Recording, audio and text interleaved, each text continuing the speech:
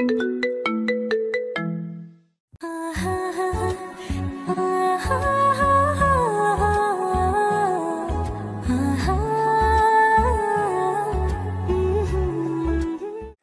আমাকে উদ্দেশ্য করে বলল, এই তুমি জুয়েল? জি স্যার। আচ্ছা বসো। এই সবাই শোনো, ও তোমাদের নতুন বন্ধু, ট্রান্সফার নিয়ে এসেছে। আজ থেকে তোমাদের সাথে পড়ালেখা করবে। ক্লাস শেষে সবাই পরিচয় করে নিও। এখন বই নাও। এরপর ক্লাস শুরু হলো। মনোযোগ সহকারে ক্লাস করলাম। জীবনে প্রথম এত মনোযোগ দিয়ে ক্লাস করলাম। ভালোই লাগলো। ক্লাস শেষে আমার পাশে থাকাটা ছেলেটা একটা হাত বাড়িয়ে দিয়ে বলে, হাই, আমি হাকিম। হ্যালো, আমি জুয়েল। আগে কোথায় ছিলা? আগে ঠিকানা দিলাম। ও আচ্ছা, ভালো। একটা কথা বলতাম। বলো। ওই মেয়েটা, ঝগড়া হওয়া সেই মেয়েটাকে দেখিয়ে বললাম, আরে ওর নাম তুন্নি। এই ক্যাম্পাসের সবচেয়ে জেদি মেয়ে। কত ছেলেদের চর খাইছে, ওর হাতে হিসাব নেই। ওর বাবার ক্ষমতা দেখিয়ে যে কোনো কাজ করে ফেলে, ভুলেও ওর কাছে যাবে না। আরে না, এমনি জিজ্ঞেস করলাম। আচ্ছা ঠিক আছে, থাকো, আমি চলে যাচ্ছি। আর ক্লাস করবে না? না, যে পার্কে বসে আছে তাড়াতাড়ি না গেলে সমস্যা। আচ্ছা ঠিক আছে, যাও। ওকে, পরে দেখা হবে। এরপর হাকিম চলে গেল। আমি একা একা বসে রইলাম। আরও একটা ক্লাস করলাম। বিরতির সময় আমি ব্যাগ গোছাচ্ছি, এমন সময় পেছন থেকে কেউ একজন হাত ধরে টান দিল। তাকিয়ে দেখি একটা মেয়ে। আমি ফারিয়া। জি, আমি জুয়েল। ফ্রেন্ড হতে পারি? আমি কিছুক্ষণ চুপ করে দাঁড়িয়ে রইলাম। আসলে জীবনে কোনো মেয়েই আমার ফ্রেন্ড হতে চায়নি, না হওয়ারই কথা। বকাটে ছেলেদের কোনো মেয়েই পছন্দ করে না, কিন্তু সুন্দর মেয়েগুলোর কপালে বেশিরভাগ বকাটে ছেলেই থাকে। আমার এইভাবে চুপ করে থাকা দেখে ফারিয়া বলল, ওই মিস্টার, জাস্ট ফ্রেন্ডশিপ করতে চেয়েছি, বিয়ে করতে নয়। এত চিন্তা করার কি আছে? না সরি, ওকে ফ্রেন্ড। আচ্ছা, আজ থেকে একজন অন্যজনকে তুই করে বলবো। আপনি বা তুমি, এগুলো আমার পছন্দ না। আচ্ছা ঠিক আছে। চল এখন। কোথায়? ক্যান্টিনে। আমার বাকি ফ্রেন্ডদের সাথে তোর পরিচয় করিয়ে দিব। চলো। এরপর ক্যান্টিনে গেলাম। অনেক স্টুডেন্ট ওখানে বসে আছে। আমিও ফারিয়ার পিছু পিছু হাঁটতেছি। একটা টেবিলের পাশে গিয়ে ফারিয়া বলল, গাইজ, এ হলো জুয়েল, আমাদের নতুন ফ্রেন্ড। তারপর সবাই পরিচয় দিতে লাগলো। হাই, আমি সাদিয়া। হাই, আমি সানি। আমিও আমার পরিচয় দিলাম। সাদিয়া বলল, আমাদের ফ্রেন্ডসদের মধ্যে আপনি বা তুমি চলে না, শুধু তুই চলে। আমরাও তোকে তুই বলবো, তুইও আমাদের তুই বলবি। আচ্ছা ঠিক আছে। এবার বলো, কি খাবি? আপনারা যেটা খাবেন। ফারিয়া, ও মনে হয় আমাদের আপন করে নিতে পারেনি। এই, তুই করে বলার জন্য বলেছি না? আচ্ছা ঠিক আছে, তোরা যেটা খাবি সেটাই অর্ডার দে। আসলে ছেলে মেয়েগুলো যে এত মিশুক, এত ভালো মেন্টালিটির, ওদের সাথে না মিশলে হয়তো জানতাম না। একদিনেই এত আপন করে নিল আমাকে, ভাবতেই ভালো লাগছে। হঠাৎ করে দেখলাম সেই ফালতু মেয়েটা আমার দিকে আসছে, চোখ মুখ লাল হয়ে আছে। আমার কাছে এসে পাশ কেটে চলে গেল। অন্য একটা টেবিলে গিয়ে বসলো। আরো কতগুলো গুন্ডি মেয়ে ওর পাশে গিয়ে বসলো। কিছুক্ষণ ওরা নিজেরা নিজেরা কথা বলতে লাগলো। তারপর পুরো দল আমাদের কাছে আসলো। ওই কান ধর। কান ধরবে মানে? কি করছে ও? ও আমার ফ্রেন্ড ফাহিমাকে চোখ মেরেছে। আমি তো পুরো টাস্কি খেয়ে গেলাম। তারপর বললাম, আপনার সমস্যা কি? শুরু থেকেই আমার পিছে লাগছেন। কি? আমি তোর পিছে লাগছি? তোর মতো ছোট লোকের পিছে আমি লাগবো? এই তন্নি, তোর সমস্যা কি? ও আজকেই এই কলেজে আসলো, আর তুই আজকেই ওর পিছে লাগছিস? সমস্যা কি তোর? তোরা তো জলে কেন? ও তোর কি হয়? দেখ তন্নি, ও আমাদের ফ্রেন্ড। শুধু ফ্রেন্ড না, বলতে পারিস বেস্ট ফ্রেন্ড।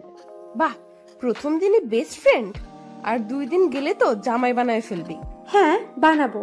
তোর কোনো সমস্যা? যা এখান থেকে। ওই চল সবাই, এই ছোট লোকের বাচ্চাকে পরে বোঝাবো। সবাই চলে গেল। রাগে মাথায় রক্ত উঠে গেল। শালা বারবার ইচ্ছা করছে আগের রূপে 1 ঘন্টার জন্য ফিরে যাই, আর দেখিয়ে দেই আমি কি জিনিস, ছোট নাকি অন্য কিছু দেখিয়ে দেই। আমার চুপ থাকা দেখে সাদিয়া বলল, কি রে, তোর সাথে তন্নির আগে কিছু হয়েছে? পুরো ঘটনা বললাম। আচ্ছা বাদ দে, মেয়েটা ফালতু। বাবার ক্ষমতা দেখিয়ে যা ইচ্ছা তাই করে, ওর থেকে দূরে থাকিস। ওই, এগুলো বাদ দে, এখন খেয়ে নে সবাই। তারপর খাওয়া দাওয়া করে বাসায় চলে গেলাম। প্রথম দিন ভালোই কাটছে। যদি তন্নি মেয়েটার সাথে এগুলো না ঘটতো তাহলে আরো ভালো হতো। রাতে শুয়ে শুয়ে ভাবছি, অচেনা একটা ছেলের সাথে তন্নি এমন কেন করলো। তবে তন্নি মেয়েটা কিন্তু অনেক সুন্দর। প্রথম দেখায় যে কেউ প্রেমে পড়বে। রাগটা একটু বেশি মনে হয়। এগুলো ভাবতে ভাবতে কখন যে ঘুমিয়ে গেছি মনে নেই। সকালে ঘুম থেকে উঠে টিউশনি করিয়ে কলেজে চলে গেলাম। গেট পার হয়ে একটু ভিতরে গেলাম। গাছতলায় তন্নির অনেকগুলো গুন্ডি ফ্রেন্ডস বসে বসে একটা ছেলেকে র‍্যাগ দিচ্ছে। ছেলেটা কান ধরে এক পায়ের উপর দাঁড়িয়ে আছে। আমি দেখেও না দেখার ভান ধরে চলে যাচ্ছি। এমন সময় একটা মেয়েকে আমাকে ডাক দিল। ওই চিকনা, ওই তোকে বলছি, এদিকে আয়। কি হইছে? কি সমস্যা? ডাকছেন কেন? সিনিয়রদের কিভাবে সম্মান দিতে হয় সেটাও জানিস না? মানে সিনিয়রকে? কে আবার? আমরা কি সিনিয়র না? ও হ্যালো, আমরা সেম ব্যাচের। ওকে। তোর তো সাহস কম না, মুখে মুখে তর্ক করিস। সাহসের কি দেখছেন? এখনো কিছু বললি? না, আমি যাই, কাজ আছে। ওই দাঁড়া। কেন? তুই কান ধরে 5 বার উঠবোস করবি। মানে তুই কান ধরে উঠবোস করবি। যদি না করি? মেরে তোর মাংস আলাদা করে ফেলবো। তুই আমাদের সম্পর্কে ভালো করেই জানিস। দেখবো কি করে? আর কিছু না বলে ক্লাসে চলে গেলাম। দেখলাম ওরা কাকে যেন কল দিয়ে আসতে বলতেছে। আমি ওদিকে খেয়াল না করে ক্লাসরুমে চলে গেলাম। তৃতীয় ঘন্টার সময় আমি, সানি, সাদিয়া, ফারিয়া আর আইমান বসে বসে গল্প করতেছি।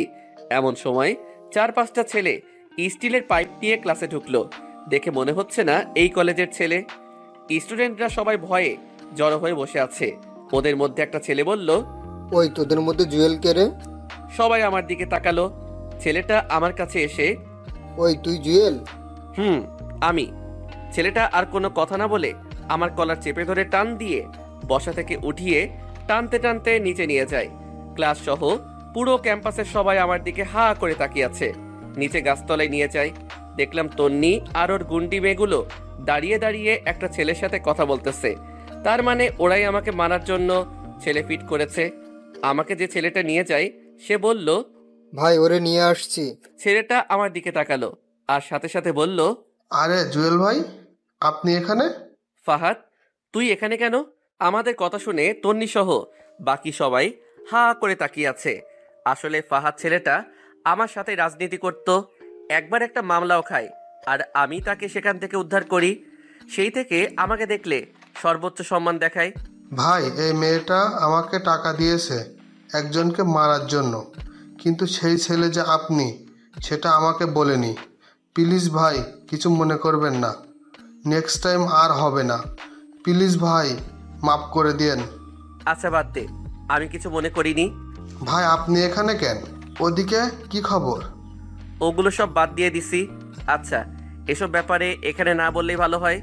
ওকে ভাই, আমি চলে যাচ্ছি। আর ওর ব্যবহারে কিছু মনে করবেন না। ওকে যা, কিছু মনে করিনি। আর এই যে আপনি, নেক্সট টাইম আমাকে ডাকবেন না, যত সব ফাজিল মেয়ে। আচ্ছা ভাই, যাচ্ছি। পুরো ক্যাম্পাসের স্টুডেন্টরা আমার দিকে অবাকভাবে তাকিয়ে রইল। সানি, আইমান, ফারিয়া, সাদিয়া ওরাও ছিল। আমি ক্লাসে চলে গেলাম। কিছুই ভালো লাগছে না। মেয়েটা এমন কেন করলো আমার সাথে? ধুর, ক্লাস করব না। সোজা ক্যান্টিনে চলে গেলাম। দেখলাম ওখানে সানিরা সবাই আছে। আমি গিয়ে ওদের পাশে বসলাম। সবাই ভূত দেখার মতো হা হয়ে আছে। কিরে, তোরা এভাবে তাকিয়ে আছিস কেন? একটা সত্যি কথা বলবি? কি কথা? তুই কে? মানে আমি জুয়েল, তোদের ফ্রেন্ড। সেটা না হয় বুঝলাম, কিন্তু ছেলেগুলো তোকে দেখে এমন ভয় পেল কেন? আরে ওরে আমি আগে থেকে চিনি, তাই। তুই মিথ্যা বলতেছিস।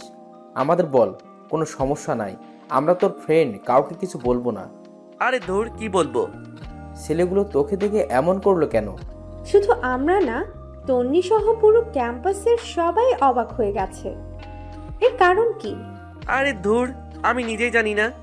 তার মানে তুই সত্যিটা বলবি না, এই তো? এই সবাই চল, এখান থেকে আর লাভ নেই। এই কই যাস? বস এখানে, বলছি। বল তাহলে।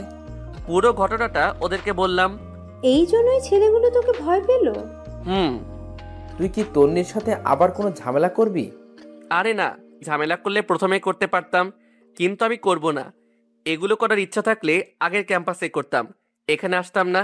কিন্তু ও যদি তোর সাথে আবার কোনো ঝামেলা করে? করলে করুক, বাট আমি কিছু করব না। ঝামেলা কেন করবে? আমরা কি মরে গেছি নাকি? আমরা থাকতে তন্নি আর কোনো ঝামেলা করতে পারবে না। ঠিক বলছিস বন্ধু, যা হয়েছে বাদ দে, আমরা আছি, তুই টেনশন করিস না। সেদিন ওদের সাথে আড্ডা দিয়ে বাসায় চলে আসলাম। রাতে বসে বসে ভাবতেছি, আমার জন্ম হলো কি শুধু ঝামেলায় পড়ার জন্য? যাও সবকিছু ছেড়ে একটু ভালো হতে চেয়েছি, সেটাও সম্ভব হচ্ছে না। তারপর খেয়ে দিয়ে ঘুমিয়ে পড়লাম। সকালবেলা ঘুম থেকে উঠে ফ্রেশ হয়ে আবার কলেজে গেলাম। ক্লাসে গিয়ে সবার সাথে আড্ডা দিচ্ছি, এমন সময় তন্নি মেয়েটা আসলো। ছেলেদের মতো শার্ট প্যান্ট পরে এসে আমার দিকে রাগী দৃষ্টিতে তাকিয়ে রইল। আমি ওর দিকে না তাকিয়ে আবার আড্ডা দিতে শুরু করলাম। ক্লাস শেষ করে ক্যান্টিনের দিকে যাচ্ছি, এমন সময় তন্নির গুন্ডি ফ্রেন্ডগুলো এসে আমাকে ঘিরে ধরলো। কি রে হিরো, কই যাস? দেখেন, আপনাদের সাথে আমি কোনো কথা বলতে চাই না, সো আপনারা আপনাদের মতো থাকেন আর আমাকে আমার মতো থাকতে দেন। আরে তোর মতো ছোট লোক আমাদের সাথে কি কথা বলবে? তোর কোনো যোগ্যতা আছে আমাদের সাথে কথা বলার? মাথায় রক্ত উঠে গেল। নিজের রাগকে কন্ট্রোল করে আর কোনো কথা না বলে সোজা হাঁটা দিলাম। এমন সময় তন্নি অন্য পাশ হতে আমার সামনে এসে দাঁড়ালো। কি রে ছোট লোক, কই যাস? দাঁড়া এখানে। আপনার সমস্যা কি? আমার সমস্যা তুই, তোকে দেখলেই আমার গা জ্বলে। ডাক্তার দেখান, আপনার মনে হয় চুলকানি হয়েছে। তুই কি ভাবিস কাল ছেলেটার হাত থেকে বেঁচে গেছিস বলে আমিও তোকে ভয় পেয়ে যাব? No, never. তুই শুধু দেখ আমি তোর কি হাল করি। যা পারেন করেন, এখন সরেন সামনে থেকে। তারপর সোজা ক্যান্টিনে চলে গেলাম। সানিদের সাথে আড্ডা দিয়ে বাসার দিকে হাঁটা দিলাম। কিছু দূর যাওয়ার পর একটা ছেলে আমার পিছু নিল। খেয়াল করলাম ছেলেটা আমাকে ফলো করছে। আরেকটু সামনে যাওয়ার পর আরো একটা ছেলে গলির ভিতর থেকে বের হয়ে ওই ছেলেটার সাথে হাঁটতে লাগলো। এভাবে মোট 5 জন ছেলে আমার পিছু নিল। আমি তাড়াতাড়ি হাঁটা শুরু করলাম, ওরাও তাড়াতাড়ি হাঁটা শুরু করলো। একটু পর একটা ছেলে আমাকে পিছন থেকে ডাক দেয়। আমি পিছনে তাকাতেই এভাবে মোট 5 জন ছেলে আমার পিছু নিল। আমি তাড়াতাড়ি হাঁটা শুরু করলাম, ওরাও তাড়াতাড়ি হাঁটা শুরু করলো। একটু পর একটা ছেলে আমাকে পিছন থেকে ডাক দেয়। ওই সাদা শার্ট, দাঁড়া। আমি পিছনে তাকাতেই দেখি প্রথমে সেই ছেলেটা আমাকে ডাক দেয়। জি, আমাকে বলছেন? তো এখানে কি তোর বাপ আছে যে তোর বাপকে ডাক দিব? মাথা পুরা খারাপ হয়ে গেল। ইচ্ছে করছে একটা ঘুষি দিয়ে নাক ফাটিয়ে দেই। রাগকে কন্ট্রোল করে বললাম, বলেন কি বলবেন? তোর কাছে আগুন আছে? জি না, আমি আগুন রাখি না। ওই বেটা, রাখিস না কেন? তুই জানিস না আমাদের আগুন লাগবে? আপনাদের এত আগুনের দরকার হলে নিজেরাই তো সাথে রাখতে পারেন, অন্যের কাছে হাত পাতার কি দরকার? ওই কি রাখবো, কি রাখবো না সেটা কি তোর কাছ থেকে শিখতে হবে? বল, কথা বল। ছেলেটা আমাকে ধাক্কা দিতে লাগলো। কি ব্যাপার, আপনি গায়ে হাত দিচ্ছেন কেন? হাত দিলে কি করবি তুই? পারলে কিছু কর। ছেলেগুলো আমাকে চারপাশে ঘিরে ফেললো। 2টা ছেলে হঠাৎ করে আমার হাত 2টা ধরে ফেললো। বাকি 3 জন ইচ্ছে মতো মারতে শুরু করলো। আমি চাইলেও ওদের সাথে পেরে উঠতে পারছি না। একটা ছেলে আমার মাথায় অনেক জোরে একটা আঘাত করে। তারপর আর কিছু মনে নেই। যখন জ্ঞান ফিরল, নিজেকে হাসপাতালে আবিষ্কার করলাম। দেখলাম সানি, আইমান আর ফারিয়া আমার পাশে বসে আছে, আমার মাথায় ব্যান্ডেজ করা। কি রে, তোরা এখানে? এখন কেমন লাগছে তোর? ভালোই, তোদের কি অবস্থা বল? আমরা ঠিক আছি। বল, তোর এই অবস্থা কে করলো? এ আইমান, তুই পাগল? ওর মাত্র জ্ঞান আসলো আর তুই এখনই প্রশ্ন শুরু করে দিলি? ও আগে একটু সুস্থ হোক, তারপর সবকিছু জানতে পারবি। ডাক্তার বলেছে বিকেলবেলা নিয়ে যেতে পারবো। সাদিয়া কই রে? ওর আম্মু অসুস্থ, বাসায় চলে গেছে। একটু আগেও এখানে ছিল।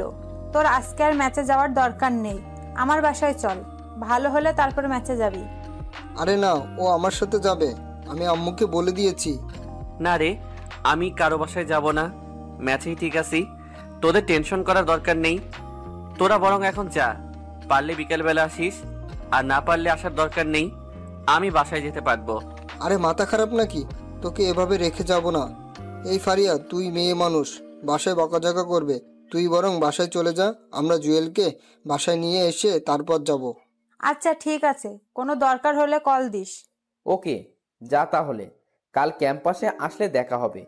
এরপর ফারিয়া চলে যায়। সানি আর আইমান বিকাল পর্যন্ত আমার সাথে ছিল। বিকালবেলা আবার ম্যাচে ফিরে গেলাম। এখন মোটামুটি ভালো লাগছে। এভাবে প্রায় 1 সপ্তাহ কেটে যায়। সানি আইমান সময় পেলে এসে দেখা করে যায়। ফারিয়া সাদিয়াও কয়েকবার আসছিল, আর নিয়মিত গ্রুপে কথা হয়। 1 সপ্তাহ পর কলেজে যাওয়ার জন্য রেডি হলাম।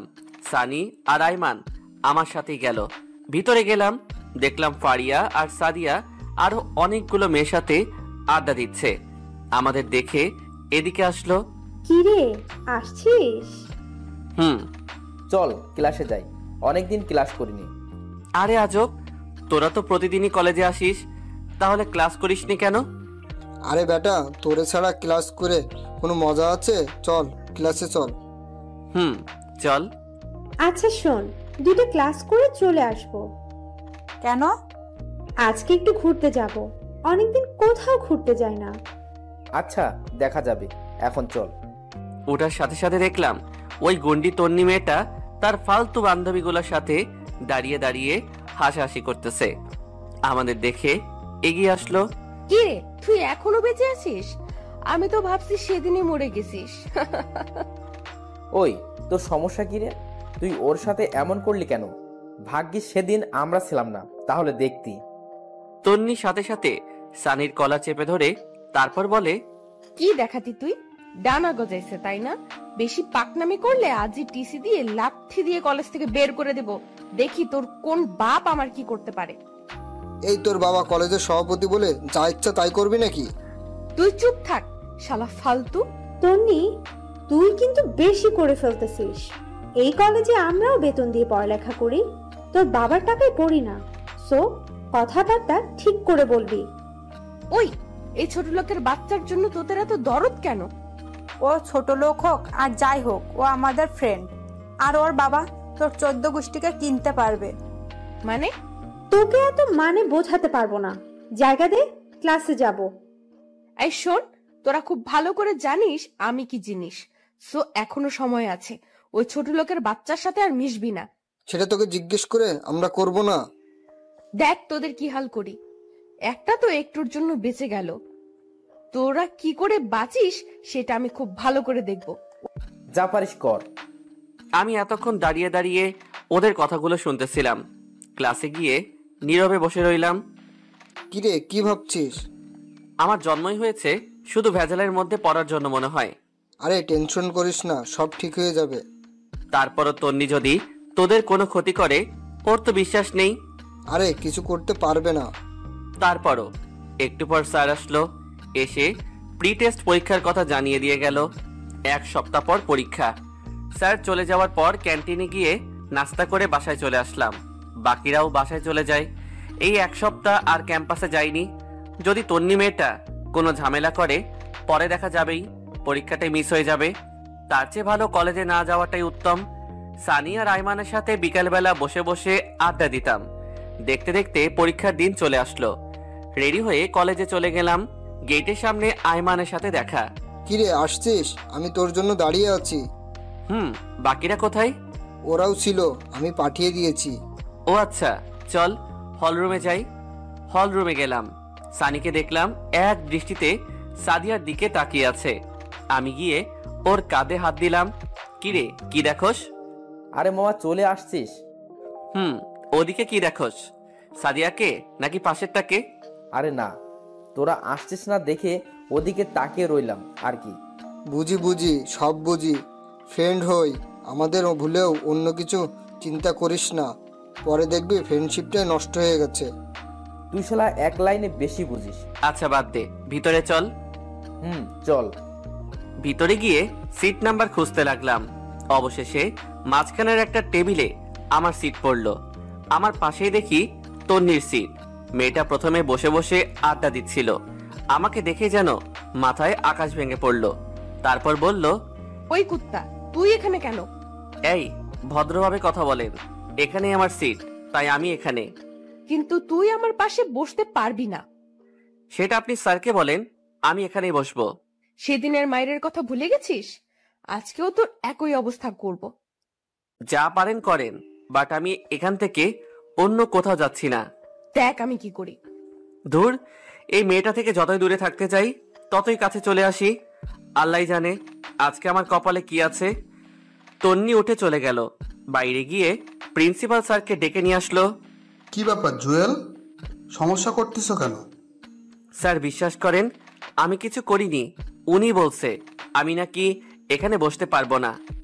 কেন, এখানে বসলে সমস্যা কি? না স্যার, এই ছোট লোকের বাচ্চা আমার সাথে বসতে পারবে না। ওর কোনো যোগ্যতা আছে আমার সাথে বসার? সবগুলো স্টুডেন্ট আমার দিকে তাকিয়ে আছে। স্যার তন্নিকে বলল, বসার মধ্যে আবার যোগ্যতা কিসের? আর ও অনেক ভালো ছেলে। আপনার এত কথা শোনার জন্য আপনাকে ডাকিনি। আপনি জাস্ট ওকে এখান থেকে উঠতে বলেন। এটা কোন ধরনের বেয়াদবি? আপনি কি ওঠাবেন নাকি আমি আব্বুকে কল দিয়ে আপনার ব্যবস্থা নিতে বলবো? না না না, তোমার আব্বুকে বলার দরকার নাই, আমি ওকে উঠতে বলছি। বাবা কিছু মনে করো না, তুমি ওই পিছনের বেঞ্চটাতে গিয়ে বসো। কিন্তু স্যার। প্লিজ বাবা, আমার কথাটা শুনো। Okay sir. তারপর আমি পিছনে চলে গেলাম। রাগে পুরো শরীর গরম হয়ে গেল। ইচ্ছে করছে আগের রূপে ফিরে যাই আর দেখিয়ে দেই জুয়েল কি জিনিস। মুহূর্তেই বাবার বলা কথাগুলো মনে পড়ে গেল। নিজের রাগকে কন্ট্রোল করে পিছনে গিয়ে বসলাম। পরীক্ষা শুরু হয়ে গেল। প্রশ্ন মোটামুটি কমন পড়েছে, ভালোই লিখলাম। তন্নি নাকি ফার্স্ট গার্ল। আমার টার্গেট তন্নিকে যেভাবেই হোক পিছাতে হবে। সেই টার্গেট নিয়ে আমি আমার মতো পরীক্ষা দিচ্ছি।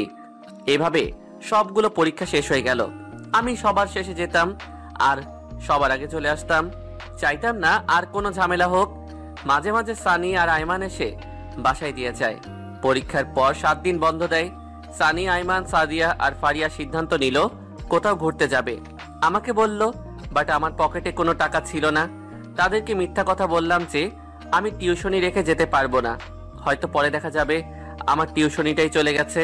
পরে ওরাও আর ঘুরতে যায়নি। এমনি প্রতিদিন বিকেলবেলা সবাই মিলে আড্ডা দিতাম। আজকেই বন্ধের শেষ দিন। সন্ধ্যার সময় টিউশনিতে গেলাম। গিয়েই তো মাথায় আকাশ ভেঙে পড়ার মতো অবস্থা। আমি যেই বাসায় পড়াই সেই বাসায় তন্নি বসে বসে টিভি দেখতেছে। আমাকে দেখেই রেগে লাল হয়ে বলে, ওই ছোট লোক, তুই এখানে কেন? আমি কোনো কথা না বলে পড়ার রুমে চলে গেলাম। এখানে কোনো কথা বললে মেয়েটা আমাকে বারবার ছোট করবে। এখানে অন্তত আমার একটা মান সম্মান আছে। আমি গিয়ে পড়াতে শুরু করলাম। আমার স্টুডেন্টকে জিজ্ঞেস করলাম, ও তোমার কে হয়? ও আমার ফুফাতো বোন, আপনি চিনেন নাকি? না, এমনি। আরে ভাইয়া, ও তো আপনাদের ওই কলেজে পড়ে, দেখেননি কখনো? একবার মনে হয় দেখেছিলাম, সেই জন্যই তোমাকে জিজ্ঞেস করলাম। আচ্ছা বাদ দাও, তুমি বই বের করো। তারপর বই বের করে পড়াতে শুরু করলাম। তনি আমাকে দেখেই ওই মামিকে, মানে আমার স্টুডেন্টের আম্মুকে বারবার কি যেন বলতেছে। ওর মামিও কি যেন চিন্তা করলো। তারপর কাকে কল দিয়ে কথা বলল। আমি ওই দিকে খেয়াল করলাম ওরা কি করতেছে, কিন্তু স্পষ্ট বোঝা যাচ্ছে না। আমি পড়ানো শেষ করে যেই বাইরে চলে যাব, এমন সময় স্টুডেন্টের আম্মু এসে আমাকে বলে, এই নাও। কি এখানে আন্টি? তোমার এই মাসের বেতন। কিন্তু আন্টি, আমার তো এখনো মাস শেষ হয়নি। জানি, কিন্তু তোমার পড়ানো আমাদের ভালো লাগছে না, তাই আমরা লিজার জন্য অন্য টিচার ঠিক করেছি। তোমাকে আর আসার দরকার নেই। মুহূর্তে পায়ের নিচ থেকে মাটি সরে যেতে লাগলো। এই 2টা টিউশনি দিয়েই আমি পড়ালেখার খরচ চালাই, খাওয়া দাওয়া করি। আর তন্নি আমার পেটে লাথি দিল। বাহ, আসলে নিয়তি কি থেকে কি করে বলা যায় না। আমি আর কোনো কথা না বলে ওই বাসা থেকে চলে আসলাম। তন্নিকে দেখলাম দাঁড়িয়ে দাঁড়িয়ে হাসতেছে। ফকিন্নি, তোরে যদি কোনোদিন জায়গা মতো পাই তখন বোঝাবো জুয়েল কি জিনিস। আপাতত এই শহর, এই ক্যাম্পাসে নতুন, তাই কিছু করছি না। নিজের ফাউন্ডেশনটা ঠিক করে নেই, তারপর দেখবি। পরের দিন কলেজ খুললো, কিন্তু গেলাম না। কেমন যেন বিরক্তি লাগছে। সানি, আইমান অনেকবার কল দিছে, ধরিনি।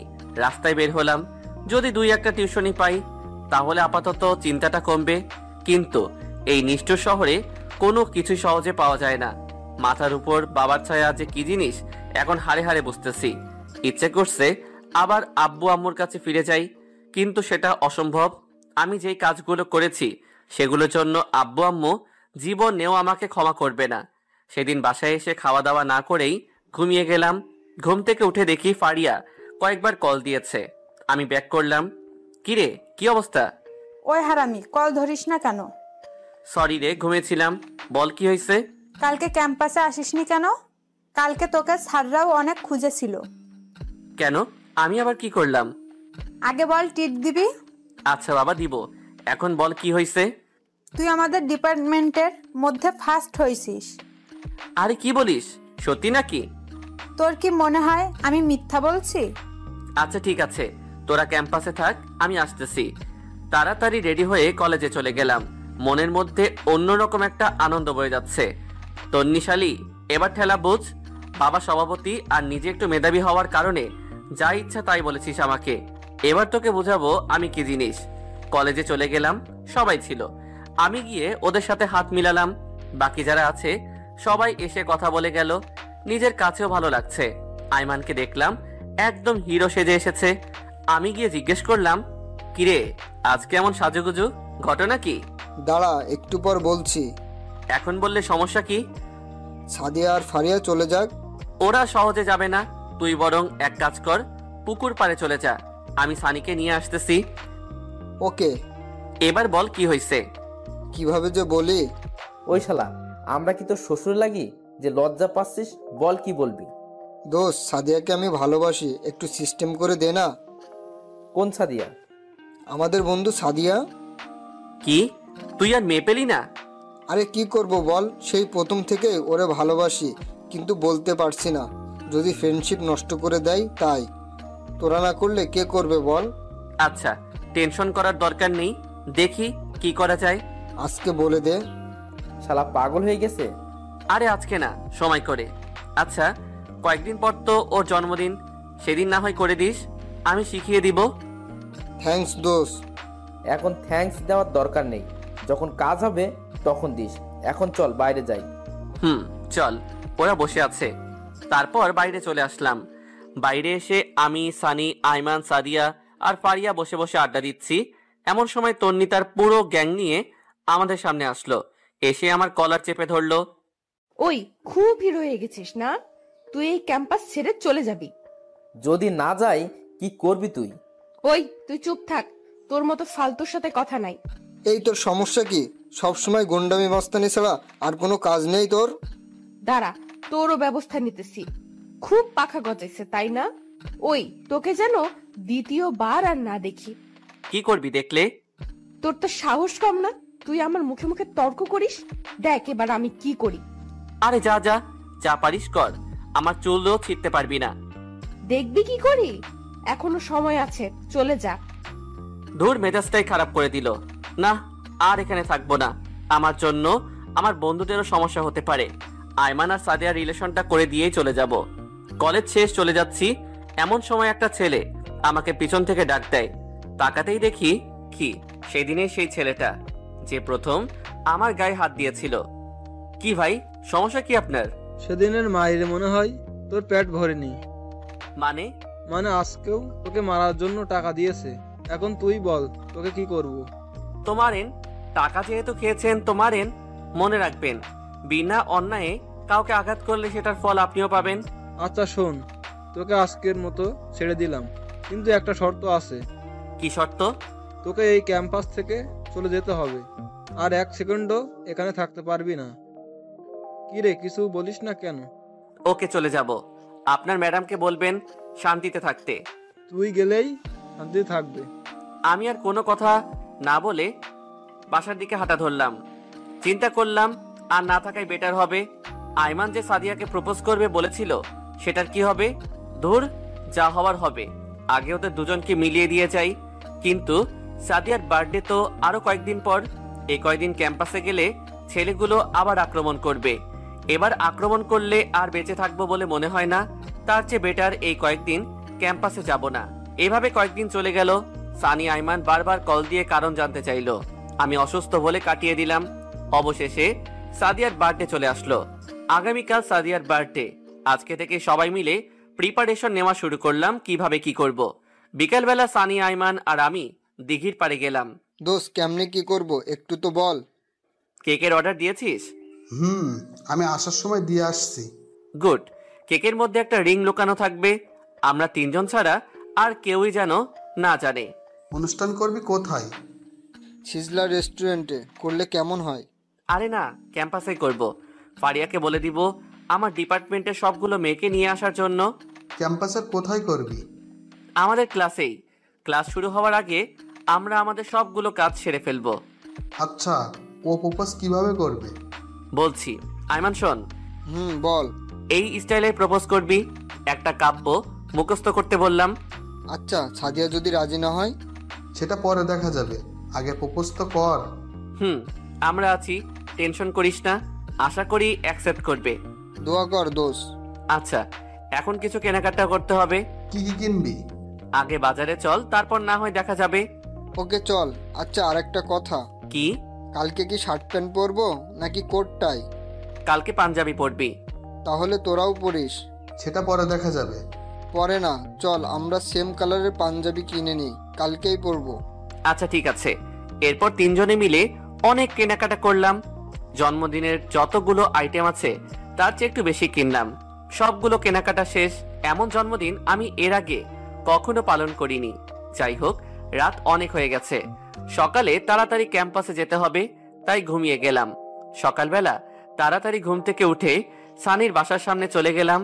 আমি আর সানি তাড়াতাড়ি করে ক্লাসে গেলাম। যাওয়ার সময় সবগুলো জিনিস সাথে করে নিয়ে গেলাম।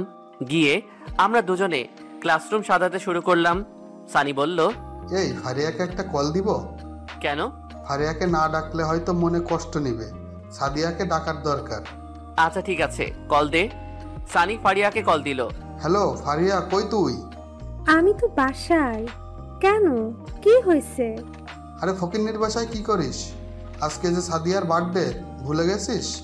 ও শিট, আমার তো মনেই ছিল না। তোরা কোথায়? আমরা ক্লাসে আছি, তাড়াতাড়ি আয়। ওকে, আমি সাদিয়াকে নিয়ে আসছি। আরে ওকে নিয়ে আসার দরকার নেই, ওকে নিয়ে আসলে তো আমাদের সব প্ল্যান জ্বলে যাবে। তাও ঠিক। আচ্ছা তোরা থাক, আমি আসছি। তাড়াতাড়ি। ফারিয়া আসতে আসতে আমি আর সানি সবকিছু রেডি করে ফেললাম।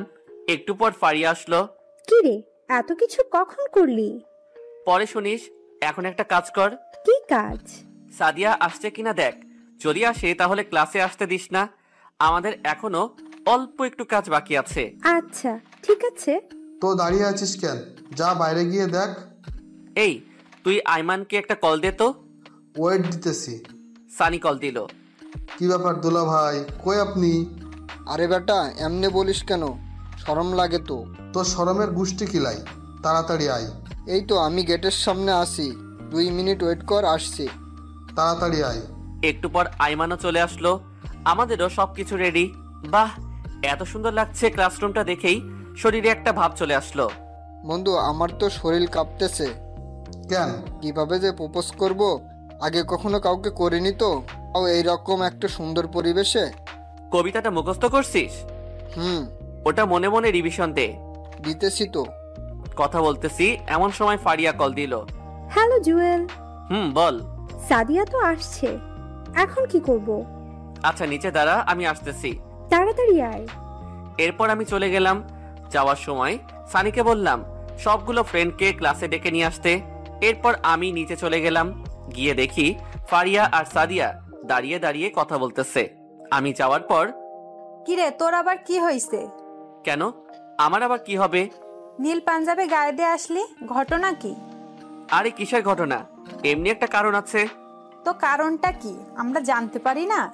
ওই সব জানতে পারবি, এখন ক্লাসে চল। ওকে চল। ওই দাঁড়া। আবার কি হলো? আমি কোনো কথা না বলে ওর চোখগুলো আড়াল করে ধরলাম। কিরে চোখ ধরেছিস কেন? তোর জন্য একটা সারপ্রাইজ আছে, এখন হাঁটতে থাক। আমি সাদিয়া চোখগুলো ধরে ক্লাসে নিয়ে যাচ্ছি, আর পুরো ক্যাম্পাসের সবাই আমাদের দিকে হা করে তাকিয়ে আছে। আমার এমন কর্মকাণ্ড দেখে সবাই আমাদের পিছন পিছন আসতে লাগলো। যাই হোক, অবশেষে ক্লাসে নিয়ে গেলাম। ক্লাসেও অনেকগুলো বন্ধু ছিল। আমি ক্লাসে নিয়ে গিয়ে ওর চোখ খুলে দিলাম আর বললাম সারপ্রাইজ। সবাই একসাথে বলে উঠলো হ্যাপি বার্থডে। আমিও বললাম happy birthday Sadia, happy birthday to you. Sadia এমন কাণ্ড দেখে অবাক হয়ে যায় আর সাথে সাথেই আমাকে জড়িয়ে ধরে। সাদিয়া যখন আমাকে জড়িয়ে ধরে, বেচারা আইমান এক বুক মনে কষ্ট নিয়ে আমার দিকে তাকায়। মনে মনে বললাম শালা, সারা জীবন তোকে জড়িয়ে ধরবে, তারপর আমি বললাম, যা কেকটা কাট। সাদিয়া কেক কাটতে গেল। সানি কয়েকজন বন্ধুর হাতে অনেকগুলো বাজি দিয়ে দিল। সবাই বাজি ফাটাইতেছে, আবার অনেকে স্প্রে মারতেছে। এসব কাণ্ড দেখে ফারিয়াও অবাক হয়ে গেল। সাদিয়া মোমবাতি নিভালো, সবাই একসাথে উইশ করলাম। যখন সে কেক কাটবে তখনই কেকের ভিতর থেকে একটা রিং বের হয়। রিং দেখে সাদিয়া আরো বেশি অবাক হয়ে যায়। আমি আইমানকে ইশারা দিলাম এবার তার কাজ সেরে ফেলতে। আইমান আস্তে আস্তে সাদিয়ার সামনে গেল। রিংটা হাতে নিয়ে ফিল্মি স্টাইলে হাঁটু গেড়ে বসে আমি যে বাক্যটা শিখিয়ে দিয়েছিলাম সেটা বলতে লাগলো। দেখছি যেদিন প্রথম তোমায় দিয়েছি এই মন, এক জীবনে ভালোবেসে ভরবে না তো মন। ধরবে কি আমায় হাত সারা জীবনের জন্য, বুঝবে কি আমার এ মন একটিবারের জন্য। যদি ধরো এই হাত, কথা দিলাম পুরো পৃথিবী ছেড়ে দিব, তবুও তোমার হাত ছাড়বো না। সাদিয়া, আমি তোমাকে ভালোবাসি, নিজের চাইতেও বেশি ভালোবাসি। আমি সারা জীবন তোর সাথেই কাটাতে চাই। I love you Sadia. কথাগুলো বলে আইমান নিচের দিকে তাকিয়ে আছে। ডান হাতে রিংটি বাড়িয়ে দিয়ে সাদিয়ার গলা শুকিয়ে গেল মনে হয়। বারবার এদিক ওদিক তাকাচ্ছে। আমার দিকে তাকাতেই আমি ইশারায় অ্যাকসেপ্ট করতে বললাম। সানিও বলল। এরপর ফারিয়ার দিকে তাকালো। সেও কিছুক্ষণ চুপ থেকে তারপর হ্যাঁ সূচক মাথা নাড়ালো। সাদিয়া কিছুক্ষণ চুপ থেকে কি যেন ভাবলো, তারপর নিজের হাত বাড়িয়ে দিল। আইমান খুশিতে রিংটা পরিয়ে দিল। ক্লাসের সকল বন্ধু একসাথে তালি বাজাতে শুরু করলো। এরপর কেক কাটলো। আমরা একে অন্যকে খাইয়ে দিলাম। পরে একজন অন্যজনের মুখে কেক মেখে দিলাম। তারপর সবাই মিলে ছবি তুলতে লাগলাম। এমন সময় তন্নি মেয়েটা ক্লাসে আসলো। এসব কর্মকাণ্ড দেখেই রাগে লাল হয়ে গেল। আমার দিকে বড় বড় চোখ তুলে তাকাতে লাগলো। দেখে মনে হচ্ছে আমি তার অনেক সম্পদ লুট করে নিয়ে আসছি। তারপর কি যেন চিন্তা করে আবার ক্লাসের বাইরে চলে গেল। তন্নিকে দেখে আমারও কেমন যেন একটা টেনশন চলে আসলো। আল্লাহ জানে আজকে আবার কি করে। যাই হোক, সবকিছু শেষ করে আমরা সবাই কলেজ থেকে বের হয়ে গেটের সামনে গেলাম। দেখলাম একটা পুলিশের গাড়ি। আমরা গেটটা পার হয়ে বাইরে আসতেই একটা পুলিশ আমার কলার চেপে ধরে বলল, এই তোর নাম জুয়েল? জি। চল তাহলে। কোথায়? শ্বশুর বাড়ি। আমার অপরাধ? বাহ, শ্বশুর বাড়ি কি জিনিস তাহলে বুঝে গেছিস। অপরাধ কি সেটাই থানায় গেলেই বুঝতে পারবি। স্যার, আপনি ওকে বিনা কারণে নিয়ে যেতে পারেন না, আগে কারণটা তো বলে যাবেন। ওই তোরা চুপ থাক, তোদের ও অবস্থা নিচ্ছি, তার আগে এই হালারে একটু দেখে নি। তারপরেই এ কথা বলেই আমার কলার চেপে ধরে গাড়িতে তুলল। কোনো কিছু বুঝে ওঠার আগেই থানায় নিয়ে গেল। থানার ভিতরে নিয়ে গিয়ে আমার হাত দুটো বেঁধে ইচ্ছে মতো পিটাতে লাগলো। একটু পর থানার বড় স্যার আসলো। স্যার দেখেন না, ওরা আমাকে বিনা অপরাধে নিয়ে এসে মারধর করতেছে। কেন, ইপ্রিজিং করার সময় এ কথা মনে ছিল না? মানে? আছে আমার তুলসী পাতায়, এখন সবকিছু জেনেও না জানার ভান ধরতেছে। স্যার আমি সত্যি বলছি, আমি কিছু করিনি। চুপ কর, তুই জায়েদ সাহেবের মেয়ের সাথে ইপ্রিজিং করিসনি? আজকে সকালে তো ওর গায়ে হাত দিয়েছিস। ও তোর নামে মামলা করে গেছে, তার উপর জায়েদ সাহেবও রেগে আগুন। স্যার বিশ্বাস করেন, আমি কিছুই করিনি, ও মিথ্যা বলেছে। আমরা কচি খোকা কিছুই বুঝি না। এত ছেলে থাকতে তোর নামে কেন বিচার দিল? নিশ্চয় তোর ভিতর কোনো ঘাবলা আছে। স্যার আমি সত্যি বলছি। চুপ কর শালা, এই কনস্টেবলের হাত পা বেঁধে ইচ্ছা মতো পিটাও, ওর মুখ দিয়ে সত্যি কথা বের করে ছাড়বে। Okay sir. তারপর দুইটা পুলিশ এসে আমাকে বেঁধে পিটাইতে শুরু করলো। এতবার বলছি আমি কিছু করিনি, তবুও কেউ আমার কথা শুনলো না। মায়ের খেয়ে মুখ দিয়ে রক্ত বের হতে শুরু করলো। আমার এমন অবস্থা হয়েছে যে ঠিক করে দাঁড়াতেও পারছি না। এভাবে 3 দিন চলে গেল। এই 3 দিন অনেকবার আমাকে বলাতে চেয়েছিল যে আমি ইফটিজিং করেছি, বাট আমি স্বীকার করিনি। পরের দিন সকালবেলা সানি আর আইমান একটা উকিল সাথে করে নিয়ে আসলো। তারপর জামিন নিয়ে আমাকে বের করলো। কিরে, তোর এই অবস্থা কেন? এই বেটা মূর্খ, এখন এগুলো বলার সময় আছে? ওরে ডাক্তার দেখাতে হবে, চল। আচ্ছা ঠিক আছে। তারপর ডাক্তার দেখিয়ে বের হলাম। সানিয়া রাইমান আমার সাথে আমার বাসায় আসলো। কি হয়েছে এবার বল। তন্নি আমার নামে মামলা দিছে। কেন, কিসের মামলা? আমি নাকি ওরে ইফটিজিং করছি। আর সেদিন সকালে ও কান্না করতে করতে থানায় নালিশ করে আসছে। তার উপর ওর বাবার কানেও গেছে যে আমি ওরে ডিস্টার্ব করি। তো তুই কিছু বলিসনি? বলেছি অনেকবার, বাট কেউ বিশ্বাস করতে চায়নি। তো এখন কি করবি, কিছু চিন্তা করেছিস? অন্য কোথাও ট্রান্সফার নিয়ে চলে যাব। মানে কি? অন্য কোথাও যাবি কেন? এখানে থাকলে তোদেরও প্রবলেম হবে, সো না থাকাটাই বেটার হবে। আমরাও তাহলে ট্রান্সফার নিয়ে নেব। আরে ধুর, তোরা কেন নিবি? আচ্ছা বাদ দে, ফারিয়া সাদিয়া কেমন আছে? আছে ভালোই। আমার ব্যাপারে কিছু বলেছিস? সব জানে, আমি বলেছি। তুই তো এখন ছালা বলবি, এখন গব হয়ে গেছে, সব কথা শেয়ার না করলে তো তোর ভাত হজম হবে না। এই ফালতু কথা কম বল, ওরা আমাদের ফ্রেন্ড, ওদেরকে না বললে কাকে বলবো? আচ্ছা বাদ দে তো। তুই এক কাজ কর, আমাদের বাসায় চল, কিছুদিন থেকে রেস্ট নিবি, তারপর এখানে আসিস। না, আমি এখানে ঠিক আছি। আচ্ছা এখন যাই, বিকেলে আসবো। ওকে যা। এরপর ওরা চলে গেল। আমি মেডিসিন খেয়ে ঘুমিয়ে গেলাম। পুরো শরীর ব্যথা করতেছে। বিকালবেলা ওরা সবাই আসলো, ফারিয়া সাদিয়াও আসলো। সবাই মিলে আড্ডা দিলাম। এরপর যে যার মতো চলে গেল। আম্মুর কথা মনে পড়লো, আজকে যদি নিজের বাসায় থাকতাম হয়তো এতটা একা লাগতো না। এভাবে কিছুদিন চলে গেল। আমিও মোটামুটি সুস্থ, সবকিছুই করি, বাট কলেজে যাই না। ট্রান্সফার নিব করে নেওয়াই হচ্ছে না। পরের দিন কলেজে যাচ্ছি ট্রান্সফারের ব্যাপারে কথা বলতে। রাস্তায় বের হয়ে হাঁটতেছি, এমন সময় তন্নি একটা বাইক নিয়ে আমার সামনে এসে ব্রেক করলো। কি রে, তুই এখনো বেঁচে আছিস? কলেজ শালা, এই দুনিয়াতে কারো বিশ্বাস নাই। পুলিশকে এত সুন্দর করে সব বুঝিয়ে বললাম, তারপরেও তোকে ছেড়ে দিল। যাই হোক, এখন কোথায় যাচ্ছিস? কলেজে। কি, তোকে না বলেছি ক্যাম্পাসের কাছেও না আসতে, তারপরও তুই কলেজে যাইতেছিস? কলেজ কি আপনার একার নাকি? তুই মুখে মুখে তর্ক করিস আবার। দাঁড়া দেখ আজকে তোর কি হাল করি, শালা ছোট লোকের বাচ্চা। মুহূর্তেই মাথায় রক্ত উঠে গেল।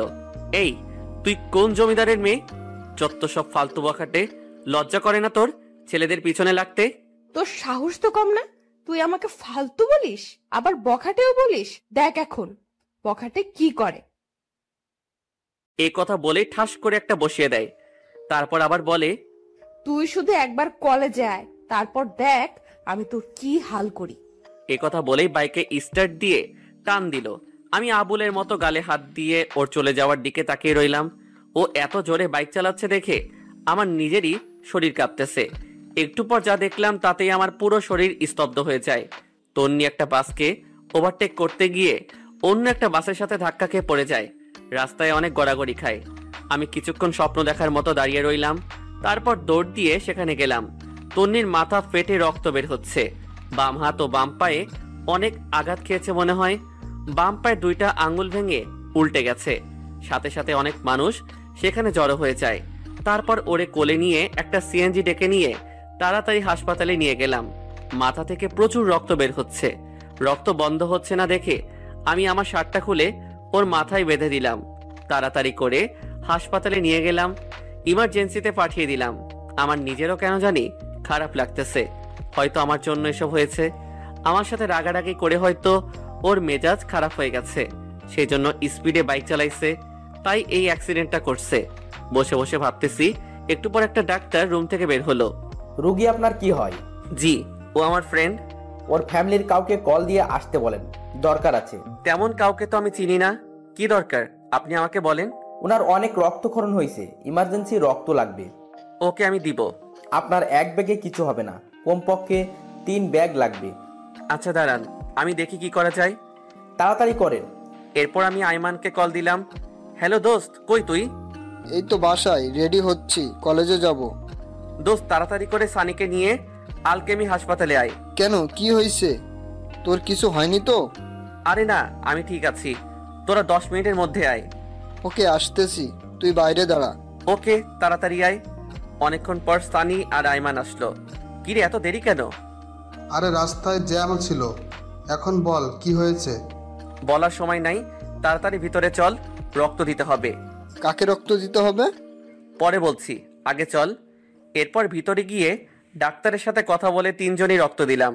তন্নির রক্তের গ্রুপ AB পজিটিভ, যার কারণে সহজে আমাদের সবার রক্ত গ্রহণ করতে পেরেছে।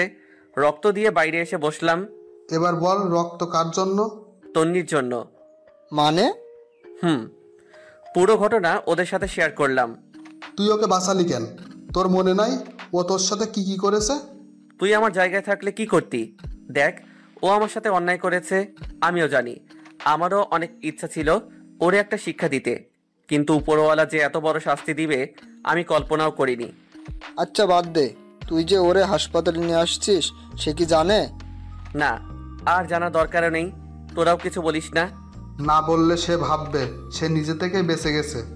ভাবুক, আমরা যে রক্ত দিয়েছি সেটাও বলার দরকার নেই। ওর জ্ঞান ফিরে আসার আগেই আমরা এখান থেকে চলে যাব। কিন্তু ওকে একটা শিক্ষা দেওয়া উচিত। আচ্ছা 1 মিনিট, তো শার্ট কই? তন্নির মাথা বেঁধে দিয়েছিলাম, এখন মনে হয় কেবিনে। তো এখন কি করবি? ওর জ্ঞান আসা পর্যন্ত থাক, দেখি না কি হয়, যদি কিছু লাগে। এখান থেকে কেটে পড়। কেন? পিছনে দেখ। পিছনে তাকিয়ে দেখি তন্নির গুন্ডি ফ্রেন্ডসগুলো সবাই আসতেছে। আমরা যেই উঠে চলে যাব তখনই লিজা মেয়েটা ডাক দেয়। তন্নির অনুপস্থিতিতে লিজাই লিডারের দায়িত্ব পালন করে। ওই দাঁড়া। সবাই দাঁড়ালাম। তোদের লজ্জা করে না? মেয়েটা অ্যাক্সিডেন্ট করেছে শুনে হাসপাতালে এসে ওকে মারার চেষ্টা করছিস। সানি রেগে কিছু একটা বলতে যাবে, এমন সময় আমি ইশারায় না করে দিলাম। তারপর লিজা মেয়েটা আবার বলে, তোকে না সেদিন পুলিশ এত মারলো, তারপর তোর লজ্জা শরম নাই? একবার শুধু তন্নি ভালো হোক, তারপর দেখি তোদের পুরো টিমের কি হাল করি। চিল্লা চিল্লি শুনে একটা ডাক্তার ভিতর থেকে আসলো। কি ব্যাপার, এত চিল্লাচিল্লি করছেন কেন? দেখেন না, ওরা মেয়েটাকে অসুস্থ শুনে মেয়েটাকে মেরে ফেলার জন্য এখানে এসেছে। আপনি প্লিজ পুলিশকে কল দিয়ে ওদেরকে নিয়ে যেতে বলেন। চুপ থাকেন, ওরাই আপনার ফ্রেন্ডকে এখানে নিয়ে আসছে আর রক্ত দিয়েছে। কোনো কিছু না জেনে বেড বিহেভ করবেন না। লিজা মাথা নিচু করে দাঁড়িয়ে থাকে। তারপর আমরা আর কোনো কথা না বলে হাসপাতাল থেকে চলে আসলাম। ভাবছিলাম তন্নির বাবাকে গিয়ে বলবো, এখন যেহেতু ওর বান্ধবীরা আসছে ওরাই বলবে, আমাদের আর না বলাই ভালো হবে। তারপর যে যার মতো বাসায় চলে গেলাম। 15-20 দিন চলে গেল। আমি বিকালবেলা একটা পার্কের পাশে গিয়ে বসলাম। আগে তো এই সময় টিউশনি করিয়ে সময় কাটাতাম, কিন্তু তন্নি তো সেই টিউশনিটাও বন্ধ করে দিল। বসে বসে ভাবতেছি ট্রান্সফার কিভাবে নিব। হঠাৎ করে কেউ একজন আমার কাঁধে হাত দেয়। পিছনে তাকাতেই আমার মাথায় আকাশ ভেঙে পড়ল। তাকিয়ে দেখি এটা তন্নি। তুমি এখানে? জানো আমি তোমাকে কত খুঁজেছি। ঘটনা কি? যে মেয়ে আমাকে তুই ছাড়া, ছোট লোক ছাড়া কথা বলে না, আর সেই আমাকে তুমি করে বলছে, আবার নাকি অনেক খুঁজতেছে। ব্যাপারটা কেমন জানি অদ্ভুত লাগলো। কি ব্যাপার, চুপ কেন? কেন খুঁজতেছেন? আবার মারার জন্য নাকি? আমি তো আপনার আর কোনো ক্ষতি করিনি, কলেজেও যাই না। দেখো, আগের সবগুলো ঘটনার জন্য সরি। কথা বলছো না যে? কি বলবো? আপনার আর কোনো কথা থাকলে বলতে পারেন। আচ্ছা বাদ দাও, থ্যাঙ্কস। থ্যাঙ্কস কেন? সেদিন আমার জন্য এত কিছু করার জন্য। তুমি আগের মতো রেগুলার কলেজে যেতে পারো, আমি আর কোনো কিছু বলবো না। আচ্ছা যাই হোক, এই নাও, এটা তোমার জন্য। কি এখানে? সেদিন তুমি তোমার শার্টটা দিয়ে আমার মাথা বেঁধে দিয়েছিলে, রক্তে পুরো শার্ট লাল হয়ে গেছে। তোমার শার্টটা নষ্ট হয়ে গেছে, তাই আমি তোমার জন্য সেম কালারের একটা শার্ট নিয়ে এসেছি। ওটা আপনার কাছে রেখে দিন। আমি কারো জন্য কিছু করলে সেটার বিনিময় নেই না। এই কথা বলেই সেখান থেকে উঠে হাঁটা দিলাম। তন্নি কয়েকবার আমাকে ডেকেছে, বাট আমি কোনো উত্তর না দিয়ে চলে আসছি। ফকিন্নি এখন এসেছে থ্যাঙ্কস বলার জন্য, দরদ দেখানোর জন্য। তোর আগের দিনগুলোর কথা আমি ভুলিনি। কোনো কারণ ছাড়াই তুই আমার সাথে এত বাজে ব্যবহার করলি, তোকে জীবনেও ক্ষমা করব না। এরপর বাসায় চলে আসলাম। এসে কিছুক্ষণ পড়ালেখা করে ঘুমিয়ে গেলাম। পরের দিন ঘুম থেকে উঠে কলেজে গেলাম। গেইটে ফারিয়ার সাথে দেখা। কি রে হারামি, কই ছিলি এতদিন? বাসায় তো ছিলাম। তাহলে কলেজে আসিসনি কেন? ও আচ্ছা, ভালো কথা। তুই নাকি ট্রান্সফার নিয়ে নিবি? নিব ভাবছিলাম, কিন্তু এখন আর নিব না। যাক, ভালোই হবে। তো বল, এখন কি অবস্থা? এই তো ঠিকঠাক। সাদিয়া কোথায়? আসবে না? ও ভিতরে আছে, চল। ওকে। তারপর ভিতরে চলে গেলাম। আয়মানও আছে। দুজনে প্রেম করতেছে। আমাদের দেখে দুইজন দুই দিকে তাকালো। হইছে, আর ভাব ধরতে হবে না। আরে বন্ধু, তুই কলেজে আসবি অথচ বললি না কেন? তোদের প্রেমের ডিস্টার্ব হচ্ছে নাকি? এই, তুই সবসময় খুঁচে মেরে কথা বলিস কেন? তুইও প্রেম কর। করব, একটু ওয়েট কর। আমার প্রেম হবে অনেক রোমান্টিক। প্রচুর রোমান্টিক। এই থাম, সানি কই? ওয়াশরুমে গেছে। আচ্ছা চল, আজকে ক্লাস করব না। অনেকদিন তোদের সাথে আড্ডা দেই না, ক্যান্টিনে চল। আচ্ছা চল। সানিকে কল দিয়ে আসতে বল। এরপর সবাই ক্যান্টিনে চলে গেলাম। একটু পর সানিও আসছে। আমরা বসে বসে আড্ডা দিচ্ছি, এমন সময় সাদিয়া ইশারা দিয়ে পিছনে তাকাতে বলল। তাকিয়ে দেখি তন্নি ওর গুন্ডি ফ্রেন্ডগুলো নিয়ে এদিকে আসছে। আমি চুপচাপ নিচের দিকে তাকিয়ে আছি। এই তোমরা এখানে? জানো আমি তোমাদের কত খুঁজেছি। সবাই যেন আকাশ থেকে পড়লো। একে অন্যের দিকে তাকাতে লাগলাম। সবাই ভূত দেখার মতো তন্নির দিকে তাকিয়ে রইল। কি ব্যাপার, এভাবে তাকিয়ে আছো কেন? আমাকে একটা চিমটি দে তো, স্বপ্ন নাকি বাস্তব? ওই বাস্তবিক। ওকে, যাই হোক, আমি কি তোমাদের ফ্রেন্ড হতে পারি? মানে তোমাদের এই গ্রুপের একজন হতে পারি? সবাই আমার দিকে তাকালো। কারণটা হয়তো জেনে গেছে। ওই দিন তন্নিকে বাঁচানোর জন্যই সে এখন আমাদের সাথে ফ্রেন্ডশিপ করতে চায়। আমি কোনো কথা না বলে সেখান থেকে উঠে সোজা বাইরে চলে আসলাম। বাইরে এসে গাছতলায় বসে আছি। একটু পর সানি এসে আমার কাঁধে হাত দিয়ে বলল, কিরে তুই এখানে? পিছনে তাকিয়ে দেখি সবাই চলে আসছে। তোরা চলে আসলি কেন? তো কি করব? যা ফ্রেন্ডশিপ কর। তুই পাগল হয়েছিস? তোদের সাথে তো ওর কোনো কিছু হয়নি, সো তোরা তো ফ্রেন্ডশিপ করতে পারিস। তোর মাথা খারাপ? তুই না করলে আমরাও করব না। আগে যে যে কাজগুলো করেছে আমরা এখনো ভুলিনি, আর এত সহজে ফ্রেন্ডশিপ করব তুই ভাবলি কি করে? সেদিন বাঁচানোর জন্য আজকে ফ্রেন্ডশিপ করতে এসেছে, না হলে আজকেও তোর উপর আক্রমণ করতো। আচ্ছা বাদ দে তো, ওইগুলো আর ভালো লাগছে না।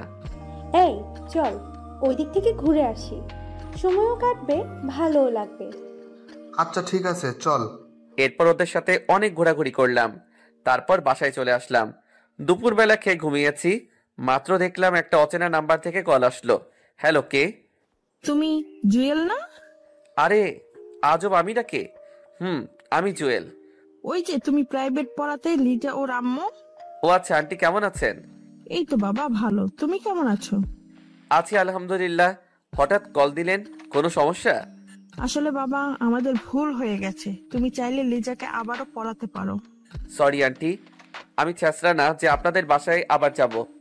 যার কথা শুনে আমাকে বাদ দিছেন তাকেই বলেন পড়াতে, বা অন্য একটা টিচার ঠিক করে দিতে। আর কোনো কথা বলার সুযোগ না দিয়ে কলটা কেটে দিলাম। ফকিন্নি কোনো কিছু না জেনে সেদিন আমাকে নিষেধ করেছিলি, এখন আবার কল দিয়ে ন্যাকামো করতেছে। সেদিন বিকালে আর বাসা থেকে বের হইনি।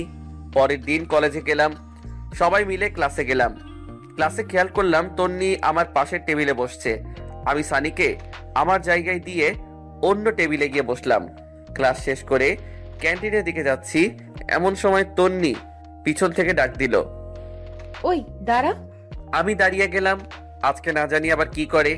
ভয়েস শুনে তো মনে হচ্ছে রেগে আছে। তোর এত ভাব কিসের? মানে? কচি খোকা মানে বোঝো না তাই না? এই আমার সাথে ফ্রেন্ডশিপ করতে তোর সমস্যা কোথায়? সমস্যা আছে বলেই তো করছি না। কি সমস্যা আমাকে বল। তুই জানিস কত ছেলে আমার পেছনে ঘুরে? আমি পাত্তা দিই না। তো আমি কি করব? তোর কিচ্ছু করতে হবে না, তুই শুধু বল ফ্রেন্ডশিপ করতে তোর সমস্যা কোথায়। আপনার যখন এত ফ্রেন্ডশিপ করার ইচ্ছা তো অন্যদের সাথে গিয়ে করেন। আমার মধ্যে কি পাইছেন? তোরে ভালোবাসি তাই। কিছু বললেন? তোর জন্য ওই ফকিন্নি গুলাও তো আমার সাথে কথা বলছে না। আচ্ছা, আমি বলে দিব ওদের যাতে আপনার সাথে কথা বলে। তোর এত দালালি করতে হবে না, বল তোর সমস্যা কি? ধুর, এই ফালতুর সাথে কথা না বলাই বেটার হবে। আমি কোনো কথা না বলে ক্যান্টিনে চলে গেলাম। ওখানে গিয়ে দেখি ফারিয়া একা বসে আছে। কিরে তুই একা কেন? ওরা কই? জানি না। তোর কি মন খারাপ? আরে না। মিথ্যা বলিস কেন? কি হয়েছে বল। দোস্ত, তোকে একটা কথা বলবো, তুই প্লিজ কাউকে বলিস না। আচ্ছা ঠিক আছে বল। আমার একটা ছেলের সাথে রিলেশন আছে। বাহ, এ তো খুশির খবর। তুই এতদিন বলিসনি কেন? বলিনি, অনেক সমস্যা ছিল তাই। আচ্ছা বুঝলাম, এখন মন খারাপ কেন? ফয়সালের বিয়ে ঠিক হয়ে গেছে অন্য একটা মেয়ের সাথে। আমি ওরা ছাড়া থাকতে পারবো না। আরে থাম থাম, এখানে অনেক লোক কান্নার দরকার নেই। এখন বল ছেলেটা কি তোকে সত্যি সত্যি ভালোবাসে? তো ছেলেটাকে বল তোকে নিয়ে পালিয়ে যেতে। আরে এতদিন ছেলেটার কথা বলিসনি কেন? ছেলেটা কে? তন্নির মামাতো ভাই। আমাদের নবীন বরণের দিন সে কলেজে আসে, আমাকে সেদিন প্রথম দেখেছিল। অনেকদিন আমার পিছে পিছে ঘুরেছে, তারপর প্রপোজ করে। আমিও ওর অনেক খবর নিলাম, তারপর রাজি হয়ে গেলাম। এত ছেলে থাকতে তন্নির মামাতো ভাই, তো আমাদের বলিসনি কেন? তোর সাথে তন্নি যা করলো, তখন যদি আমি ওর মামাতো ভাইয়ের কথা বলি, তোরা সবাই আমাকে রিয়াক্ট করতি। তাই। তাহলে এখন বললি কেন? আর কোনো উপায় নেই। তার মানে আমরা তোর উপকারের বন্ধু, রিয়েল বন্ধু না? না দোস্ত, আমি সেটা মিন করিনি। এখন কিছু একটা কর, আমি ওরে ছাড়া থাকতে পারবো না। আচ্ছা সানিয়া আইমান সাদিয়া আসুক, দেখি কি করা যায়। এমন সময় পিছন থেকে কেউ একজন কাঁধের উপর একটা থাপ্পড় দেয়। পিছনে তাকাতেই দেখি সানি। কিরে দুজনে আড্ডা দিচ্ছিস, অথচ একটুও বললি না? আরে না, মাত্র আসলাম। ফারিয়াকে তোর কথা জিজ্ঞেস করাই, সে বলল তুই নাকি ওয়াশরুমে গেছিস। আইমান আর সাদিয়া কই? আসছে, একটু সময় লাগবে। তোদের সাথে কিছু ইম্পর্টেন্ট কথা আছে। বল, কি কথা? না, ওরাও আসুক, তারপর না হয় বলবো। আচ্ছা, এখন কিছু অর্ডার দে, ক্ষুধা লাগছে। ওকে, কি খাবি? তারপর আমরা তিনজন বসে বসে আড্ডা দিচ্ছিলাম। একটু পর আইমান আর সাদিয়া আসলো। কিরে, কোথায় গেছিলি তোরা? সরি দোস্ত, একটু বাইরে গেছিলাম। আচ্ছা বস এখানে। এবার বল, কি বলবি? ফারিয়া রিলেশনের কথা বলে দিলাম। কি? তোর রিলেশন আছে, অথচ আমাদের বলিসনি? আমি এবার পুরো বিষয়টা বুঝিয়ে বলি। তো এখন কি করবি? জানি না, তোরা কিছু একটা কর। আচ্ছা টেনশন নিস না, আমরা আছি। তুই কি ফয়সালকে এখন বিয়ে করতে পারবি? আমার তো সমস্যা নাই, কিন্তু বাসায় কি বলবো? আরে দূর, বাসায় কেন বলবি? জাস্ট কোর্ট ম্যারেজ করবি, যাতে ফয়সাল অন্য কোথাও বিয়ে করতে না পারে। কিন্তু ওর তো বিয়ে ঠিক হয়ে আছে। ও তোকে বিয়ে করলো তো, আর ওর বিয়ে অন্য কারোর সাথে হবে না। কোর্ট ম্যারেজ তো যে কোনো সময় করা যাবে, বাট আগে ফয়সালের বিয়েটা ভাঙতে হবে। তাহলে একটা কাজ করলে কেমন হয়? কি? বিয়ের দিন রাতে ফয়সালকে নিয়ে তুই পালিয়ে যাবি, আমরা ফয়সালকে বাসা থেকে তুলে নিয়ে আসবো। শালা মাথা মোটা ফয়সাল কি মেয়ে যে আমরা ওরে বাসা থেকে তুলে নিয়ে আসবো? অন্য কোনো উপায় বের করতে হবে। আচ্ছা দোস্ত, আর কোনো উপায় নেই? জুয়েল, কিছু বলিস না কেন? অন্য কোনো উপায় তোর জানা আছে? দোস্ত প্লিজ, থাকলে বল না। একটা উপায় আছে। কি? তাড়াতাড়ি বল। তন্নি। মানে? তন্নি কি করবে? তন্নি পারবে। কিভাবে? ফয়সাল তন্নির মামাতো ভাই, সো তন্নি যদি ওর মামাকে বলে তাহলে হয়তো বিয়েটা অফ হয়ে যাবে। এন্ড আরো একটা উপায় আছে। কি সেটা? যে মেয়েটার সাথে ওর বিয়ে ঠিক হয়েছে তাকে ফয়সাল আর ফারিয়ার রিলেশনের কথাগুলো বললে হয়তো সে নিজেই বিয়ে বন্ধ করে দিবে। এখন কি করবি? এই বিয়ে করবে আগামী সপ্তাহে। ফয়সালকে কল দে আর মেয়েটার পুরো ডিটেলস জেনে নে, আর মেয়েটার নাম্বারও নিয়ে নে। এখন কল দিব? না, বিয়ের পরে দিস। ফকিন্নি, তাড়াতাড়ি কল দে। ফারিয়া কল দিল, তারপর অনেকক্ষণ কথা বলে মেয়েটার পুরো ডিটেলস নিল আর নাম্বারও বাসার অ্যাড্রেস নিল। সব নিয়েছিস? ওরে কল দিয়ে জিজ্ঞেস কর কোথায় আছে, তারপর আমরা সেখানে গিয়ে ওর সাথে কথা বলবো। ওকে, যদি জিজ্ঞেস করে আমি কে, তখন কি বলবো? বলবি তুই ফয়সালের কাজিন, এখন ওর সাথে দেখা করতে যাচ্ছিস। আচ্ছা ঠিক আছে। এরপর ফারিয়া মেয়েটাকে কল দিল, কয়েকবার কল দিল, কিন্তু কল রিসিভ করতেছে না। কল তো ধরতেছে না। আচ্ছা ঠিক আছে, তুই রাতে কল দিয়ে দেখা করতে বলবি, সকালে আমরা সবাই যাব। তারপর মেয়েটাকে সবকিছু বুঝিয়ে বলবো। যদি এটাতে কাজ না হয় তাহলে তোর দিকে দিয়েই করতে হবে, আর কোনো অপশন নেই। আচ্ছা বাদ দে, দোয়া কর যাতে মেয়েটাই বিয়ে বন্ধ করে দেয়। ওকে চল তাহলে। এই ফারিয়া, তুই কথা বলে সবকিছু ঠিকঠাক কর। ওকে। তারপর ওদের সাথে আরো কিছুক্ষণ আড্ডা দিয়ে বাসায় চলে আসলাম। রাতে পড়তেছি, দেখি ফারিয়া কল দিছে। বল। দোস্ত, মেয়েটার সাথে কথা বলেছি। গুড, কি বললো? ও দেখা করতে রাজি হয়েছে। তো কোথায় দেখা করবি সেটা বলেছিস? বেস্ট ইন রেস্টুরেন্টে দেখা করতে বলেছে। ওকে, 9টায় রেডি থাকিস। ওকে, তুই একটু তাড়াতাড়ি আসিস। ওকে, তুই বাকিদেরকে বলে দে। ওকে। তারপর খাওয়া দাওয়া করে ঘুমিয়ে গেলাম। ঘুম থেকে উঠে রেডি হয়ে বেস্ট ইন রেস্টুরেন্টে চলে গেলাম। গিয়ে দেখি আমি ছাড়া সবাই আছে। কিরে, তোর এত দেরি কেন? ঘুম থেকে উঠতে দেরি হয়ে গেছে। তো কল ধরিস না কেন? মোবাইলটা চেক করে দেখি 10 বার কল দিছে। সরি রে, মোবাইল সাইলেন্ট ছিল। আচ্ছা বাদ দে, মেয়েটা এসেছে? হুম। তো তুই বাইরে কেন? তোর জন্য আইমান আর সাদিয়া ভিতরে কথা বলছে। আচ্ছা চল। তারপর ভিতরে গেলাম, মেয়েটার সাথে অনেক কথা বললাম। তারপর ফারিয়াকে ইশারা দিয়ে বললাম ওর কথাগুলো বলতে। তারপর ফারিয়া ওর সবগুলো কথা বুঝিয়ে বলল।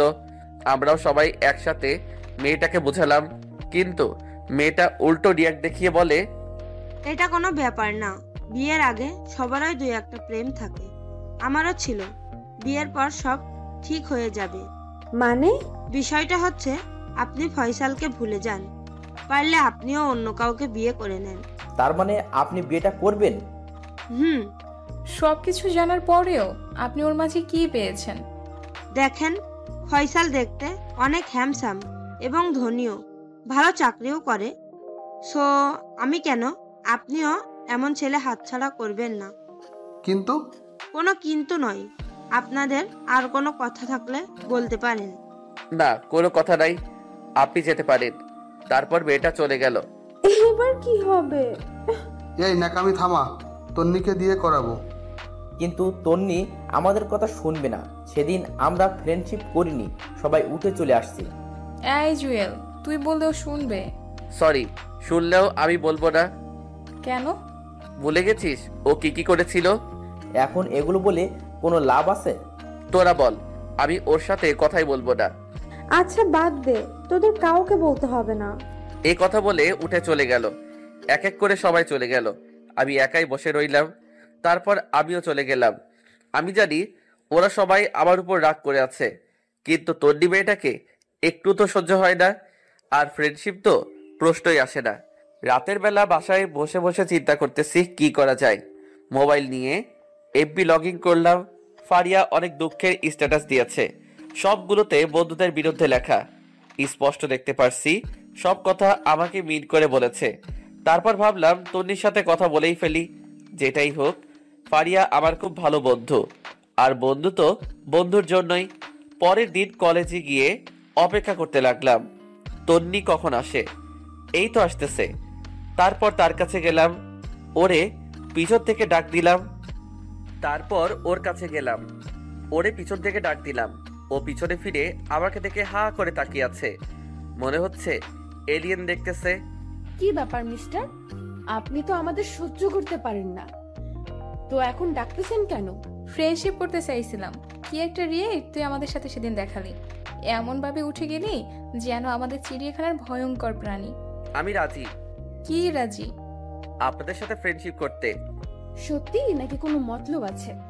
মতলব থাকলে প্রথমে আপনাদের সাথে ফ্রেন্ডশিপ করতাম। আচ্ছা ঠিক আছে, আজ থেকে সবাই ফ্রেন্ড। বাকিরা কোথায়?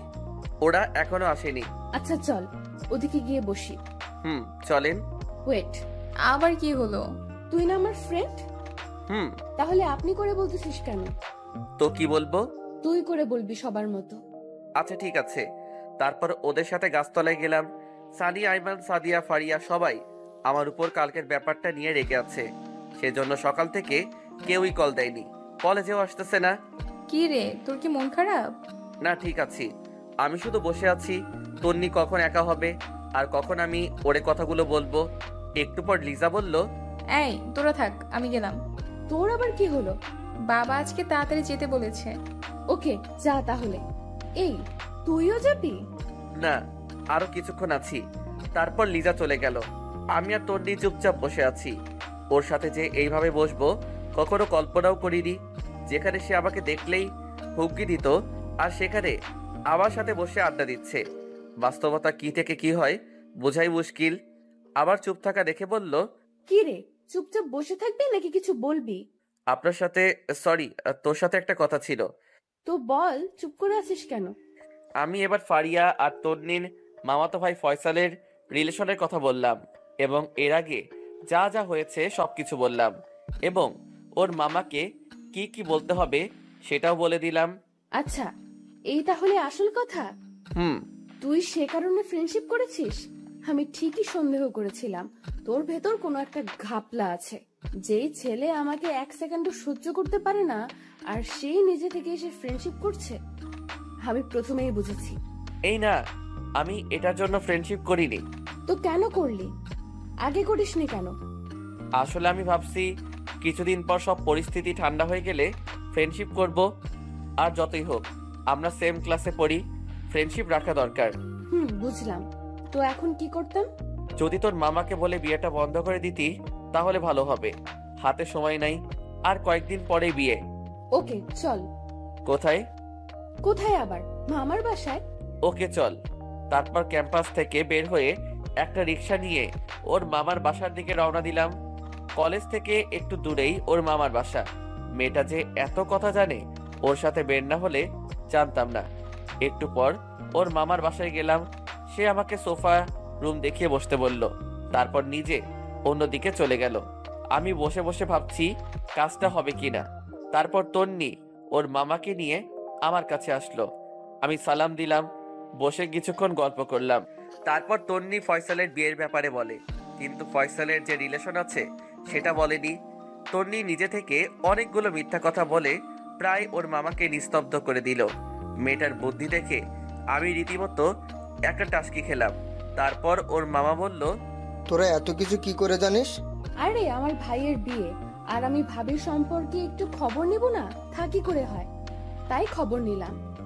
ও মামা প্লিজ, তুমি ভাইয়ার জীবনটা এভাবে নষ্ট করে দিও না। একটা মাত্র ছেলে তোমার, ওর যদি কিছু হয়ে যায় কি করবে এই টাকা সম্পদ দিয়ে? বোঝা যাচ্ছে মামা পুরো ইমোশনাল হয়ে গেছে। বেচারা মনে হচ্ছে কেঁদে দিবে। লিমার বাবা আমার সাথে এত বড় মিথ্যা কথা বলেছে? নিজের মেয়েকে আমার ছেলের কাঁধে ঝুলিয়ে দেওয়ার জন্য এসব করেছে? মামা। কিন্তু মা, আমি তো সবাইকে দাওয়াত দিয়ে দিয়েছি। আমি এক কথার মানুষ, এখন কথার খেলাপ করি কি করে? খেলাপ কেন করবে? তুমি ওই দিনই ভাইয়ের বিয়ে দাও। আরে এত তাড়াতাড়ি ওর জন্য মেয়ে কোথায় পাবো? সেটা আপনি আমাদের উপর ছেড়ে দেন। পারবে নাকি তোমরা? চেষ্টা করতে তো আর সমস্যা নাই। আপনি শুধু লিমার সাথে বিয়েটা ক্যান্সেল করেন। ওকে বাবা। মামা বিকেলবেলা রেডি থাকবে, আমরা পাত্রী দেখতে যাব। আমি আর মামা অবাক হয়ে তার দিকে তাকালাম। পাত্রীকে? সেটা না হয় বিকেলে দেখবে। ফয়সাল ভাইয়াকেও বলো রেডি থাকতে। আচ্ছা ঠিক আছে। মামা আমরা তাহলে আসি, বিকালে দেখা হবে। খেয়ে নাও। না, আমাদের কাজ আছে। আচ্ছা ঠিক আছে, সাবধানে যাবি। এরপর বাসা থেকে বেরিয়ে আসলাম। কিরে কেমন দিলাম? পুরাই 100। আপনি একটা জিনিস বাইরি দেখতে হবে না মেয়েটা কে? হইছে, আর ঢং করতে হবে না। আরো একটা কাজ করতে হবে। কি কাজ? ফারিয়াদের বাসায় বলতে হবে, না হলে ওরা জানবে কি করে। দাঁড়া, আমি ওর আম্মুকে কল দেই। আচ্ছা দে। কল দিলাম। হ্যালো, আসসালামু আলাইকুম আন্টি। ওয়ালাইকুম আসসালাম। কেমন আছো বাবা? এই তো আন্টি, আছি মোটামুটি। আপনি? আছি, আল্লাহই রাখছে। আন্টি ফারিয়া কোথায়? কলেজে আসেনি যে? জানি না বাবা, মেয়েটা কালকে থেকে কিচ্ছু খাচ্ছে না, দরজা বন্ধ করে ভিতরে বসে থাকে। আন্টি একটা কথা ছিল। বলো। আমি পুরো বিষয়টা বুঝিয়ে বললাম এবং এটাও বললাম বিকেল বেলা ওরা সবাই দেখতে আসবে। আন্টিও কেমন জানি একটু খুশি খুশি আছে। তাহলে এই ব্যাপার? আর দেখো, মেয়েটা আমাকে কিছু জানায়নি। আন্টি ফারিয়া ভয় জানায়নি। ভয়ের কি আছে? আমি তোর মা, ওর ভালো মন্দ তো আমাকেই দেখতে হবে। আমার আর ওর বাবারও প্রথমে প্রেম ছিল, তারপর বিয়ে। আন্টি আরেকটা কথা। বলো বাবা। আমি যে আপনাকে কথাগুলো বলেছি, ফারিয়াকে কিছু বলবেন না। আর ফয়সাল যে ওরে দেখতে আসছে সেটাও বলবেন না। কেন বাবা? ওরে একটা সারপ্রাইজ দিব। আচ্ছা ঠিক আছে। কল কেটে দিলাম। সব ঠিক আছে? তুই তাহলে যা, দুপুরে খেয়ে রেডি হয়ে দিস। দেখা কোথায় করবি? মানে ফারিয়াকে কোথায় দেখাবি? সিজলার রেস্টুরেন্টে দেখালে কেমন হয়? যেটা ভালো বুঝিস। আচ্ছা ঠিক আছে, এখন বাসায় যা। তারপর তন্নির কাছ থেকে বিদায় নিয়ে বাসায় চলে আসলাম। আজকে কেমন যেন একটা অন্যরকম আনন্দ লাগছে। খাওয়া দাওয়া করে আমি ফারিয়ার আম্মুকে কল দিয়ে সবকিছু বলে দিলাম। কোথায় আসতে হবে সেটাও বলে দিলাম। আরো বললাম সানি, আইমান আর সাদিয়াকে সাথে করে নিয়ে আসতে। তারপর রেডি হয়ে তন্নিদের বাসার সামনে চলে গেলাম। কিছুক্ষণ পর সে আসলো। তারপর দুজনে ওর মামার বাসায় চলে গেলাম। সেখান থেকে সবকিছু ঠিকঠাক করে ওদেরকে সাথে নিয়ে সিজলারে চলে গেলাম। ফারিয়ার আম্মু আব্বু, ওর বাবা, ওর মামা, আরো কয়েকজন লোক। তারপর সানি, আইমান আর সাদিয়া সবাই আগে থেকেই এসে বসে আছে। এরপর আমরাও গেলাম। আমাকে আর তন্নিকে একসাথে দেখে সানি, আইমান, সাদিয়া, ফারিয়া এমন ভাবে তাকালো যেন তারা আকাশ ভেঙে পড়েছে। আমি ওদের সাথে কোনো কথা না বলে ফয়সালের পাশে গিয়ে বসলাম। ফয়সাল আর ফারিয়া একে অন্যকে দেখে খুশিতে শেষ। বারবার আমাদের দিকে তাকাচ্ছে। তন্নি এসে আমার পাশে বসলো। আজকে একটা কালো শাড়ি পরেছে দেখে অন্যরকম একটা ভালো লাগা কাজ করতেছে। আমার এই অবস্থা দেখে সারি শুধু এপাশ ওপাশ করতেছে, মনে হয় ওর জ্বলতেছে। যাই হোক, কথাবার্তা শুরু হলো। সবাই সবার সম্পর্কে জানলো, খবর নিল। ফয়সালকে আর ফারিয়াকে কথা বলার জন্য একটা রুমে পাঠিয়েছে। একটু পর দুজনে আবার রুমে আসলো। দুজনেই হেসে হ্যাঁ সূচক সম্মতি দিল। যাক, সবাই রাজি। বিয়ের তারিখটা শোনার পর ফারিয়ার বাবা প্রথমে না করলেও পরে রাজি হয়ে যায়। সব ঠিকঠাক। আমি আস্তে করে উঠে বাইরে বেলকনিতে গিয়ে দাঁড়ালাম। সাদিয়া পিছনে এসে, কিরে এখানে কি করিস? কিরে শালা, একা একা এত দূর, একবার বললেও না। সরি দোষ, আমরা না বুঝে তোর সাথে এই 2 দিন বেড বিহেভ করছি। একটু পর ফারিয়া আসলো। থ্যাঙ্কস দোস্ত, তুই না থাকলে কিছুই হতো না। আমি কারো বন্ধু না, শুধুমাত্র ব্যবহারের পাত্র মাত্র। প্লিজ এভাবে বলিস না। আমি ভাবছি তুই তন্নির সাথে কথা বলবি না, তাই তোর উপর একটা রাগ হলো। আচ্ছা, তোরা তাহলে আগে থেকে প্ল্যান করে রাখছিলি? আরে না, ওর রাগ ভাঙাতেছি। আচ্ছা শোন, ওনারা চলে যাক, আমরা চল কোথাও গিয়ে বসি, একটু আড্ডা দেই। ফয়সাল ভাইয়াও থাকবে। ওকে চল। তারপর সবাই মিলে একটা কফি শপে গেলাম। সাদিয়া জিজ্ঞেস করলো, এবার বল এত কিছু কি করে করলি? প্রথম থেকে শেষ পর্যন্ত সব বললাম। তোর মাথায় বুদ্ধি আছে মাইরি। জুয়েল দোস্ত, বলেছিলাম কি, তুই তো সাদিয়া আর আইমানকে সিস্টেম করে দিলি, এখন ফারিয়াকেও করে দিলি। এবার আমার ব্যাপারে একটু চিন্তা কর। চুপ কর শালা, তোর কপালে প্রেম নাই। আচ্ছা চল উঠি, অনেক দেরি হয়ে গেছে। তারপর বাসায় চলে গেলাম। রাতের বেলা তন্নি কল দিল। অনেকক্ষণ কথা বললাম। তারপর কালকে সকালে একা দেখা করার জন্য বলল। সকালে ঘুম থেকে উঠে ওর দেওয়া ঠিকানায় চলে গেলাম। গিয়ে দেখি তন্নি আগে থেকেই বসে আছে। কি রে, এত দেরি হলো যে? হেঁটে আসছি তো তাই। বল, কেন ডেকেছিস? না এমনি, বস এখানে। বাসায় ভালো লাগছে না, তাই ভাবলাম তোর সাথে একটু আড্ডা দেই। ও আচ্ছা। আচ্ছা, তোর কি আসলেই কেউ নেই? আছে আবার নেইও।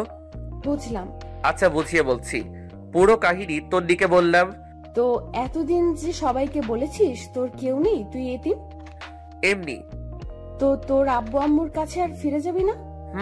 যদি কখনো মানুষের মতো মানুষ হতে পারি, ভালো একটা চাকরি পাই, তাহলে আবার ওদের সামনে যাব। সরি রে। সরি কেন? আমি না জেনে তোর সাথে এত কিছু করেছি। মনে মনে বললাম, সবাই হলে দেখতে পারবি আমি কি করি তোর সাথে। আরে ধুর, আমি এগুলো নিয়ে ভাবি না। যা হওয়ার তা তো হয়ে গেছে, এখন এগুলো বলে লাভ কি? তবু আমি একটু বেশি করে ফেলেছি। কথা বলতে বলতে ফারিয়া কল দিল। কি রে, কই তুই? এই তো বাসায়। বাসায় কি করিস? তাড়াতাড়ি মার্কেটে আয়, আমরা সবাই আছি। মার্কেটে কেন? আরে বিয়ের কেনাকাটা করতে হবে, তাড়াতাড়ি আয়। আচ্ছা ঠিক আছে। এরপর তন্নিকে নিয়ে মার্কেটে চলে গেলাম। দেখি সানি, আইমান, সাদিয়া, ফারিয়া সবাই আছে। আমাকে আর তন্নিকে একসাথে দেখে একটু অবাক হয়েছে মনে হয়।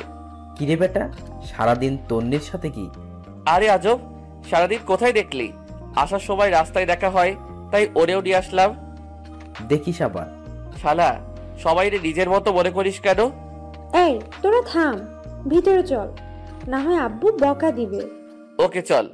ভিতরে গেলাম। সাদিয়া আর তন্নি ফারিয়ার জন্য শাড়ি দেখতেছে। আমি, সানি আর আইমান বাইরে ঘুরঘুর করতেছি। সানি এদিক ওদিক উকিঝুঁকি দিচ্ছে মেয়ে আছে কিনা। ফারিয়া আমাকে ইশারা দিয়ে বলল, তোরাও যা যা লাগে নিয়ে নে, আজকে খরচ সব আবার। আমি বললাম আমার কিছু লাগবে না। সানি আর আইমানকে বললাম নিতে, ওরাও নিচ্ছে না। ফারিয়া বাইরে এসে, কি রে তোরা কিছু নিবি না? না রে, আমার লাগবে না, ওদের জিজ্ঞেস কর কিছু লাগবে কিনা। আমি এত কিছু বুঝি না, তোদেরও কিনতে হবে। আচ্ছা একটা কাজ কর, গায়ে হলুদের জন্য 3 জনের 3টা পাঞ্জাবি নিয়ে এনে। এটাতে না করিস না প্লিজ। আচ্ছা ঠিক আছে, চল পাঞ্জাবি দেখি। এই দাঁড়া। আবার কি? তোদের জন্য পাঞ্জাবি আমি চয়েস করব। আচ্ছা ঠিক আছে, সবাই চল। তারপর আমরা একটা পাঞ্জাবির দোকানে গেলাম। যাওয়ার সাথে সাথে একটা শক খেলাম। কারণ ওখানে আব্বু আব্বু আর ছোট বাবা ছিল। হঠাৎ করে তাদের দেখে ভিতরটা কেঁদে উঠলো। আমি তাড়াতাড়ি বের হয়ে গেলাম, গিয়ে অন্য একটা গলিতে ঢুকে গেলাম। এদিকে সানি আর আইমান আমাকে পাগলের মতো খুঁজতেছে। আমি বাইরের দিকে তাকিয়ে অপেক্ষা করছি কখন ওরা যাবে। হঠাৎ করে কেউ একজন আমার কাঁধে হাত দেয়।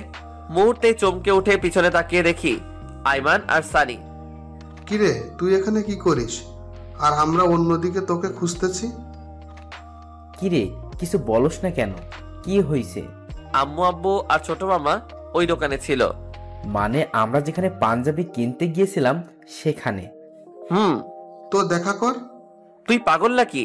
যেখানে আমাকে বাসা থেকে বের করে দিছে সেখানে আমি বুঝি ওদের সাথে দেখা করব? এতদিন সবকিছু ভুলে গেছে। তবুও আমি প্রতিষ্ঠিত হওয়া ছাড়া ওদের সামনে যাব না। আচ্ছা, সেজন্যই আমরা যখন তোর নাম ধরে ডাকাডাকি করতেছি বারবার তোর আব্বু আম্মু আমাদের দিকে তাকাচ্ছিল। তোর আম্মু তো একটুর জন্য জিজ্ঞেস করে নাই। আচ্ছা বাদ দে, এখন চল, ওনারা চলে গেছে। আর শোন, ওদেরকে কিছু বলার দরকার নেই। আচ্ছা চল। তারপর ওদের সাথে আরো কিছুক্ষণ থেকে কেনাকাটা শেষ করে বাসায় চলে গেলাম।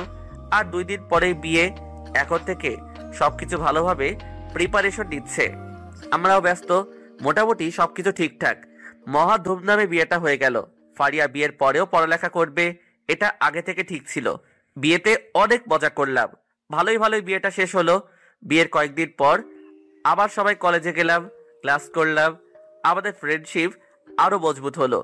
সারাদিন সবাই একসাথে থাকি, ভালোভাবেই দিনগুলো যাচ্ছিল। দেখতে দেখতে আমাদের কলেজের শেষ প্রান্তে চলে আসছি। মানে আমাদের সবগুলো সেমিস্টার কমপ্লিট। আর কিছু 2 দিন পরেই ফাইনাল এক্সাম। আজকে আমাদের বিদায় অনুষ্ঠান হবে। স্যারেরা সবাই আমাদের উদ্দেশ্যে অনেক কথা বলল, ছোটরাও অনেক কথা বলল। অনুষ্ঠান শেষে সবাই মিলে সেই গাছতলায় গিয়ে বসলাম, যেখানে আমরা সবাই আড্ডা দিতাম। সবারই মন খারাপ। যতই হোক, অনেক স্মৃতি জুড়ে আছে এই ক্যাম্পাসে। আর সবচেয়ে বড় কথা, পরীক্ষার পরে আমরা সবাই যে যার মতো ব্যস্ত হয়ে যাব। হবে না আগের মতো আড্ডা দেওয়া, খাওয়া দাওয়া করা, ঘুরতে যাওয়া। সবারই মন খারাপ। তারপর অল্প কিছু কথা বলে যে যার মতো বিদায় দিতে লাগলাম। এমন সময় তন্নি বলল, সবাই দাঁড়া, তোদের সাথে কথা আছে।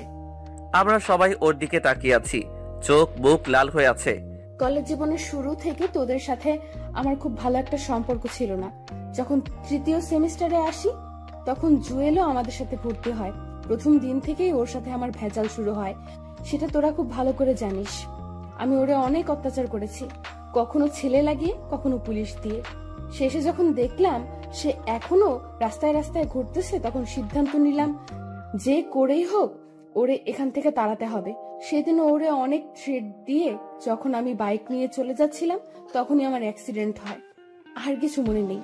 যখন জ্ঞান আসে তখন শুনি ওই আমাকে বাঁচিয়েছে। তোরাও নাকি রক্ত দিয়েছিলি, তোদের প্রতি আমার সম্মানটা বেড়ে যায়। সেদিন হাসপাতালের বেডে শুয়ে ওয়াদা করেছিলাম আর কোনো দিন কোনো ছেলের সাথে বেয়াদবি করব না, পারলে উপকার করব। সেদিন থেকেই তোদের সাথে ফ্রেন্ডশিপটা হয়ে যায়। কিভাবে যে এতগুলো দিন চলে গেল আমি বুঝতেই পারিনি। এবার আসল কাহিনী বল, এটা আমরা সবাই জানি। জুয়েল, তোকে আমি ভালোবাসি সেই দিন থেকে, যেদিন থেকে তুই আমাকে বাঁচিয়েছিলি। আবার এটা ভাবিস না যে বাঁচানোর জন্য ভালোবেসেছি, আমি সত্যিই মন থেকে ভালোবাসি। তো এতদিন বলিসনি কেন? যদি ফ্রেন্ডশিপটা নষ্ট হয়ে যায় তার ভয়ে আমি আজকের দিনটার অপেক্ষায় ছিলাম। সবাই আমার দিকে তাকালো। কি রে, তুই কিছু বলছিস না কেন? আমি কি বলবো? কি বলবি মানে? তন্নি যেটা বললো সেটার উত্তর দে। সরি। মানে ক্লিয়ার করে বল। মানে আমি এসবে জড়াতে পারবো না। কেন, সমস্যা কোথায়? আছে অনেক সমস্যা।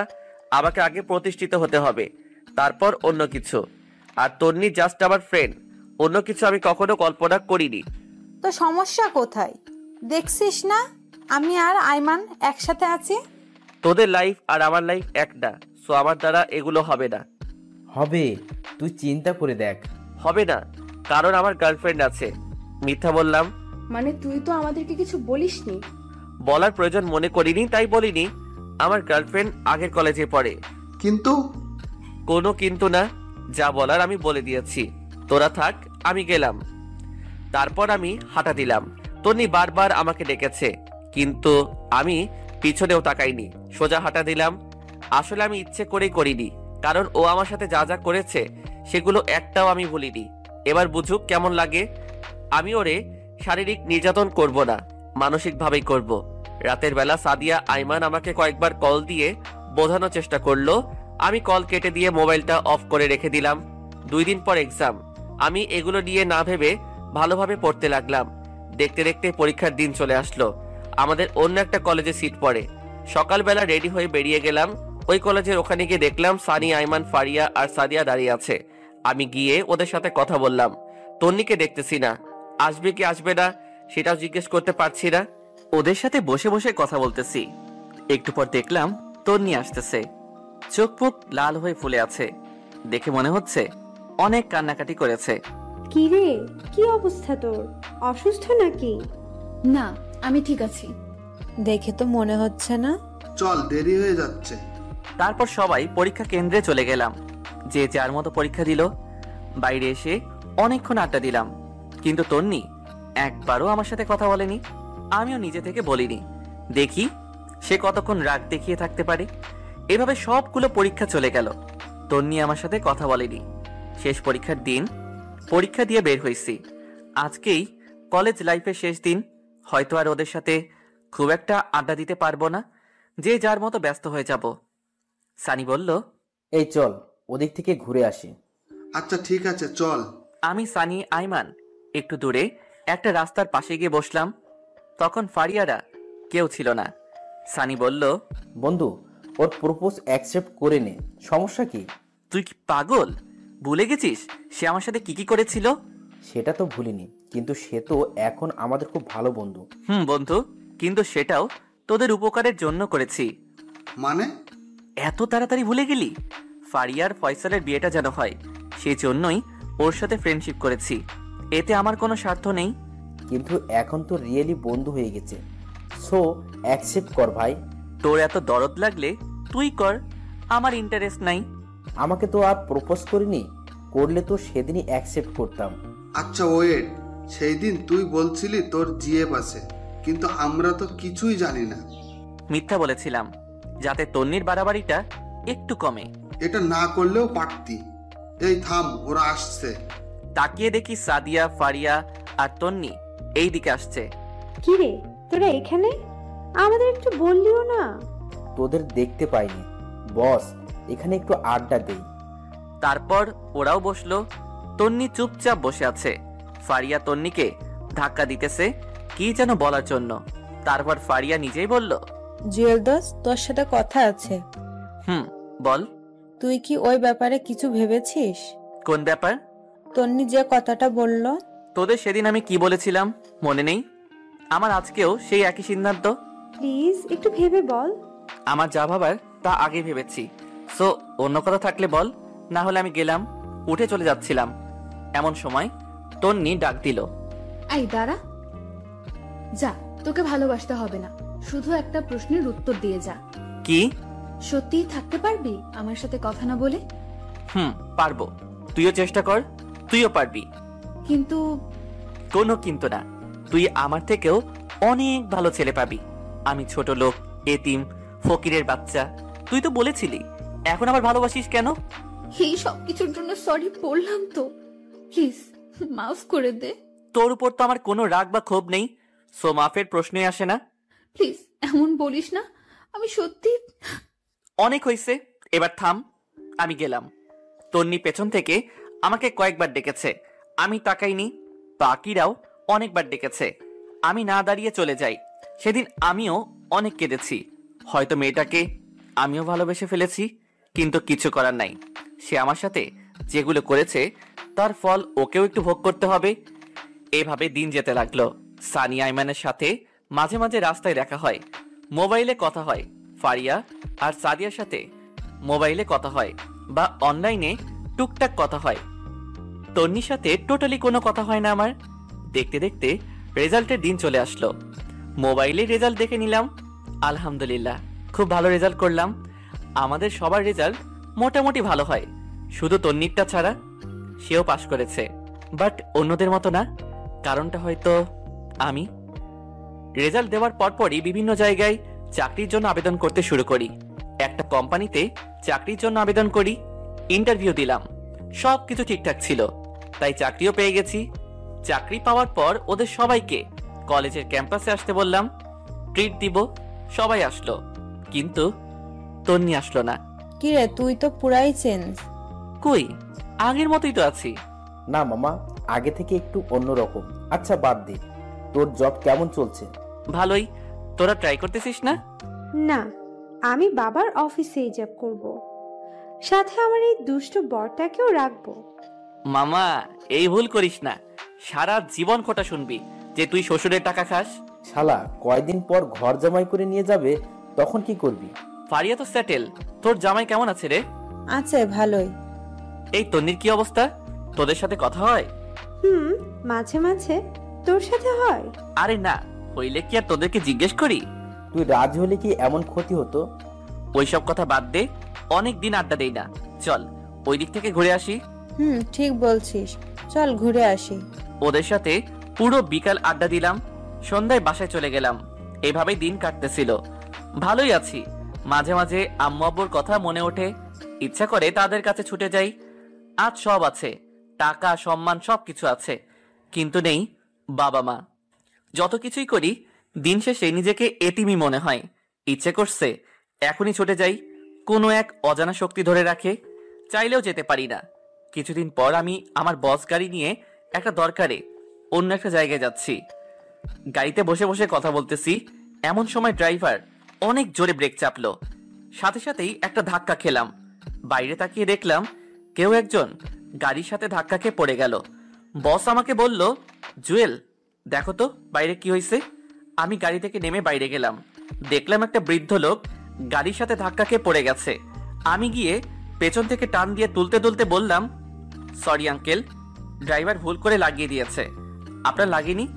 পুরোটা বলার আগেই আমি স্তব্ধ হয়ে গেলাম, কারণ লোকটা আর কেউই নয়, সেই হচ্ছে আমার বাবা। বাবাকে দেখে চোখ দিয়ে পানি ঝরতে শুরু করলো। বাবা আমার দিকে তাকিয়ে অবাক হয়ে আছে। অবাক হওয়ারই কথা, আমার বেশভূষা আগের মতো নেই। আগের জুয়েল আর এখনকার জুয়েলের মধ্যে অনেক তফাৎ চলে এসেছে। আব্বু তুমি? আব্বু আমাকে জড়িয়ে ধরে কান্না শুরু করে দেয়। আমারও অজর ধারায় চোখে পানি আসতে থাকে। কতক্ষণ বাবা জড়িয়ে ধরে দাঁড়িয়েছিলাম মনে নেই। পেছনে কারো হাতের স্পর্শ পেয়ে পেছনে তাকাই, দেখি আমার বস, তারও চোখ ভেজা। তোর মা হাসপাতালে? কি? মায়ের কি হয়েছে? বস বলল, এই জুয়েল, তাড়াতাড়ি গাড়িতে ওঠো, হাসপাতালে চলো। তারপর বাবা, আমি আর বস গাড়িতে উঠলাম। বাবা আমার হাত ধরে বাচ্চা ছেলেদের মতো কাঁদছে। একটু পর হাসপাতালে গেলাম, গিয়ে দেখি আম্মুকে স্যালাইন লাগিয়ে শুয়ে রেখেছে। কি হয়েছে আম্মুর? গত পরশুদিন স্ট্রোক করেছে। ডাক্তার কি বলেছে? ভালো হতে সময় লাগবে। পেছন থেকে বস বলল, আচ্ছা জুয়েল, আমার তো সময় কম, মিটিং এ দেরি হয়ে যাচ্ছে, তুমি থাকো, আমি গেলাম, পরে কি হয় আমাকে জানিও। স্যার, আমি না গেলে সমস্যা হবে না? না, আমি চালিয়ে নিব, তুমি মায়ের কাছে থাকো। ধন্যবাদ স্যার। বস চলে গেল, আমি আর বাবা হাসপাতালের বাইরে বসে আছি। আমারে মাফ করে দিস। মানে হঠাৎ এ কথা কেন বলছো? সেদিন তোকে বাসা থেকে বের হয়ে যেতে বলেছি, সেজন্য তুই বের হয়ে গেলি। একবারও ভাবলি না তুই ছাড়া আমাদের আর কেউ নেই? আব্বু, সেদিন তুমি পৃথিবীর সেরা কাজটি করেছো। সেদিন যদি তুমি আমাকে বের করে না দিতে, হয়তো আজকে আমি এই পর্যায়ে আসতাম না, একজন ভালো মানুষ হতাম না। বাস্তবতা কি জিনিস বুঝতাম না, তোমাদের ভালোবাসা কি জিনিস বুঝতাম না। জানিস, তুই চলে যাওয়ার পর তোর মা আর আমি তোকে কত খুঁজেছি। তোর জন্য তোর মা অসুস্থ হয়ে গেছে, দিন নেই রাত নেই, শুধু কান্নাকাটি করতো। আমিও তোমাদের অনেক মিস করেছি বাবা। বাবা আমাকে আবারও জড়িয়ে ধরে কান্না করতে লাগলো। কিছুক্ষণ পর একটা ডাক্তার বাইরে এসে বলল, আম্মুর জ্ঞান এসেছে, ভিতরে যেতে পারবো। আমি আর বাবা তাড়াতাড়ি ভিতরে গেলাম।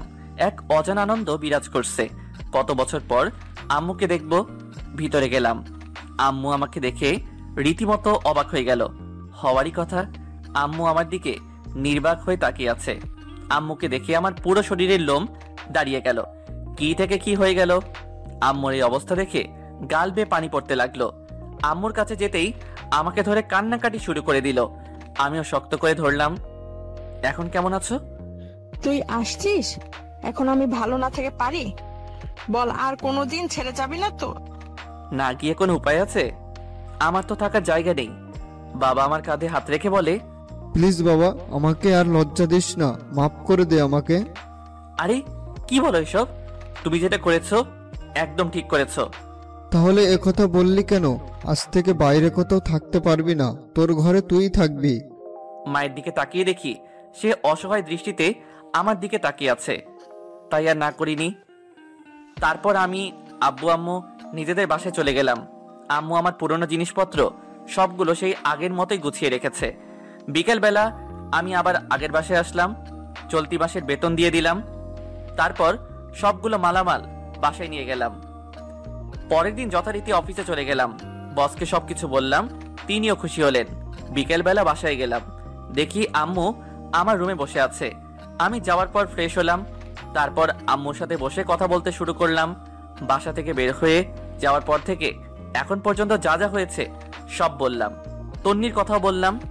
তুই আমাকে একটা সত্যি কথা বলবি? কি কথা? তুই কি তন্নিকে ভালোবাসিস? হয়তো, ওর জন্য সবসময় শূন্যতা অনুভব করি। কেন?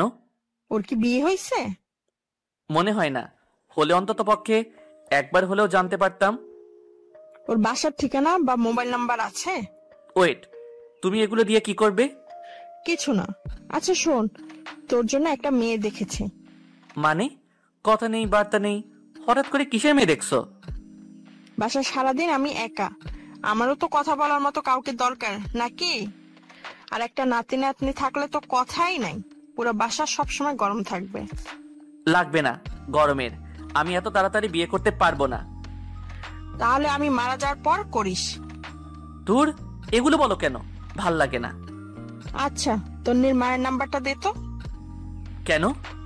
আরে আমার ছেলেকে সে নিজের ছেলের মতো দেখেছে, আদর করেছে, তার সাথে একটু কথা না বললেই নয়। ওকে, উল্টাপাল্টা কিছু বলবে না আবার। আরে না, তুই নাম্বারটা দে। আমি নাম্বার দিলাম, তারপরে তন্নির মায়ের নাম্বার দিয়ে আমি বাইরে চলে গেলাম। আম্মু মনে হয় কথা বলেছে। রাতের বেলায় বাসায় আসলাম। কিরে, কোথায় ছিলি? এই তো বাইরে গিয়েছিলাম। তোর অফিস কয়টা বাজে? 9টায়। কেন? সকালে আমাকে আর তোর বাবাকে একটু তন্নিদের বাসায় দিয়ে আসতে পারবি? মানে ওই বাসায় গিয়ে কি করবে? তন্নির মা নাকি অনেক অসুস্থ, একটু দেখে আসবো। আচ্ছা ঠিক আছে। তারপর খাওয়া দাওয়া করে ঘুমিয়ে গেলাম। সকালে ঘুম থেকে উঠে আব্বু আম্মুকে নিয়ে তন্নিদের বাসার সামনে গেলাম। আমি ওনাদের ভিতরে পাঠিয়ে দিয়ে আবার অফিসে চলে গেলাম। সারাদিন কাজ করে সানিয়া রাইমানের সাথে বিকেলবেলা আড্ডা দিয়ে বাসায় আসলাম। এসে ফ্রেশ হয়ে রুমে বসে একটা বই পড়তেছি। আম্মু রুমে আসলো। কিরে, কি করিস? কিছু না, বই পড়ছি। কিছু বলবে? তোর বিয়ে? কি? আমার বিয়ে মানে? তোর বিয়ে ঠিক করছি। মানে কি? আমাকে জিজ্ঞেস করলে না?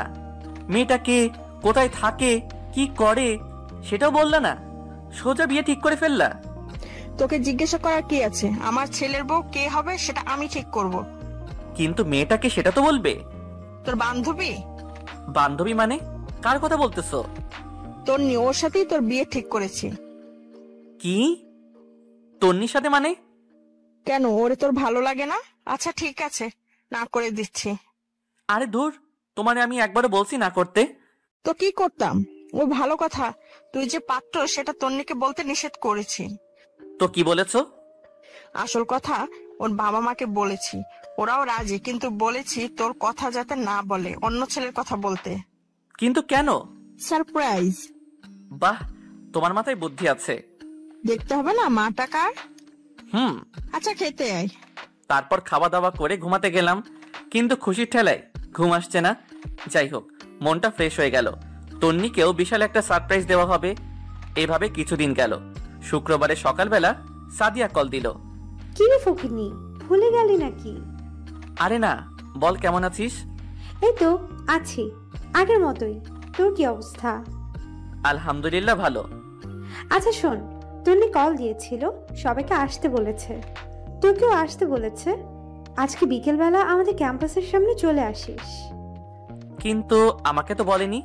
তোদের বলেছে তোরা যা। আরে তোর নাম্বার নাকি নেই ওর কাছে? তাহলে আমি যাচ্ছি না, যদিও কল করে তাহলে যাব।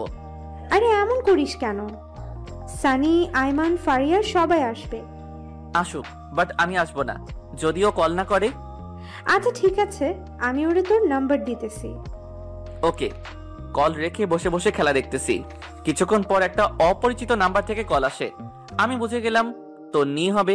কয়েকবার রিং হওয়ার পর ধরলাম। হ্যালো, কে? আমি। আরে আজব তো, আমিটা কে? আমি তন্নি। কোন তন্নি? কোন তন্নি মানে? কলেজের। ও, তো বল কি হয়েছে? কল কেন দিছস? কেন, কল দিলে সমস্যা নাকি? অবশ্যই সমস্যা। আমার বউ অপরিচিত কারোর সাথে কথা বলতে না করেছে। তো বল কি হয়েছে?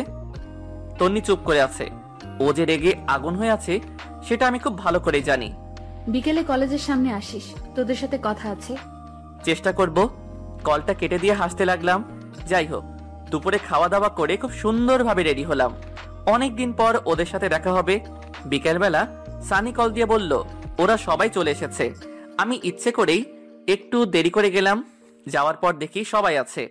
তন্নি আমাকে দেখে অন্যদিকে তাকিয়ে আছে। কিরে হারামির দল, কি অবস্থা তোদের? শালা এত দেরি কেন? আরে বাসায় কাজ ছিল। আচ্ছা চল ওদিকে গিয়ে বসি। ওকে চল। একটু দূরে একটা ব্রিজের পাশে গিয়ে বসলাম। সবাই মিলে হাসাহাসি করতেছি, বাট তন্নি চুপচাপ বসে আছে। একটু পর, তুই এবার বল কি এমন কথা যে আমাদের সবাইকে একসাথে করলি? এই মাসের শেষে আমার বিয়ে, তোদের দাওয়াত রইল, আশা করি সবাই আসবি। সবাই একসাথে কংগ্রাচুলেশনস জানালো। আমি চুপচাপ কার্ডটা নিয়ে বাতাস করতেছি। আরে দোস্ত, তাহলে বিয়েটা করেই ফেলবি? কি করব, এখন তো আর বসে থাকার সময় না। আর কত ওয়েট করব? বাবা মা অনেক চাপ দিচ্ছে, ছেলেও নাকি ভালো চাকরি করে, তাই রাজি হয়ে গেলাম। তুই না কাকে যেন ভালোবাসতি? তোরে আমি বলেছি আমি কাউকে ভালোবাসি? না মানে হয়েছে, আর মানে মানে করিস না। এই তুই কখন করবি? কে? আমি? আমি তো করে ফেলেছি আরো আগে। সবাই আমার দিকে অবাক হয়ে তাকায়। আরে এত অবাক হওয়ার কিছু নাই, সত্যি করে ফেলছি। কই আমাদেরকে তো বললি না? বলার প্রয়োজন মনে করিনি, তাই বলিনি। তুই এখনো আমাদের পর ভাবিস? আরে না, হুট করে হয়ে গেছে, তাই বলার সময় পাইনি। খেয়াল করে দেখলাম তন্নি রেগে লাল হয়ে আছে। আমার কথা শুনে আরো রেগে গেছে। চোখের মধ্যে পানি টলমল করতেছে। দেখে মনে হচ্ছে একটু পর কান্না করে দিবে। তারপর তন্নি বলল, আচ্ছা তোরা থাক, আমি গেলাম, বাসায় কাজ আছে। আরে কি বলিস, কতদিন পর দেখা হলো, একটু আড্ডা দিয়ে যা। না রে, অনেক কাজ, তোরা বিয়েতে অবশ্যই আসবি। তারপর বিদায় নিয়ে চলে গেল। আমি ওর চলে যাওয়ার দিকে এক দৃষ্টিতে তাকিয়ে আছি। সানি আমাকে টোকা দিয়ে বলে, বন্ধু, চেয়ে থেকে লাভ নাই, সে এখন অন্য কারো।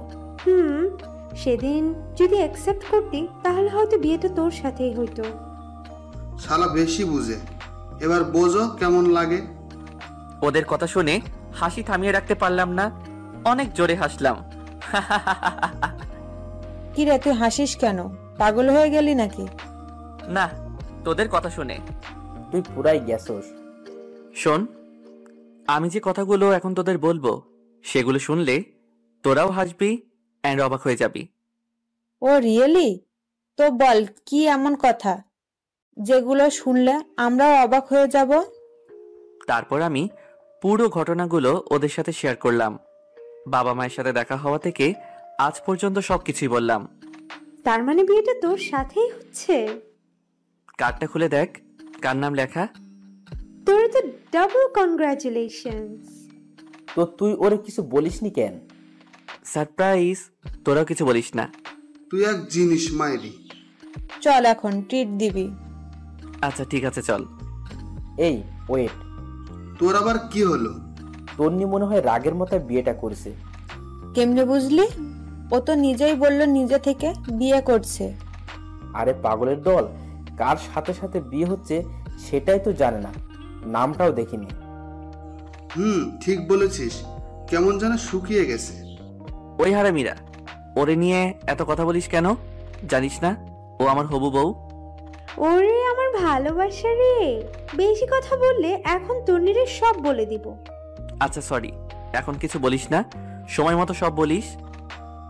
আচ্ছা, ও তো এখন তোর বউ হবে, তবুও কেন কষ্ট দিচ্ছিস? কলেজের দিনগুলোর কথা ভুলে গেলি? এখনো এগুলো মাথায় নিয়ে ঘুরিস? না ঘুরে কোনো উপায় আছে? যখন একা থাকি ওর অত্যাচারের কথা মনে পড়ে। আচ্ছা এগুলো বাদ দে, বিয়ের পর সারাদিন তো আদরের উপর রাখবা, তখন তো অত্যাচার করবা না। এই যে আইমান যেমন সাদিয়ারে আদর করতেছে, সাদিয়াও করতেছে, কি একটা লাক্সারিয়াস লাইফ। উফ। সবাই একসাথে সানিকে থাপড়ানো শুরু করলাম। হারামি, তুই কোনোদিন মানুষ হবি না।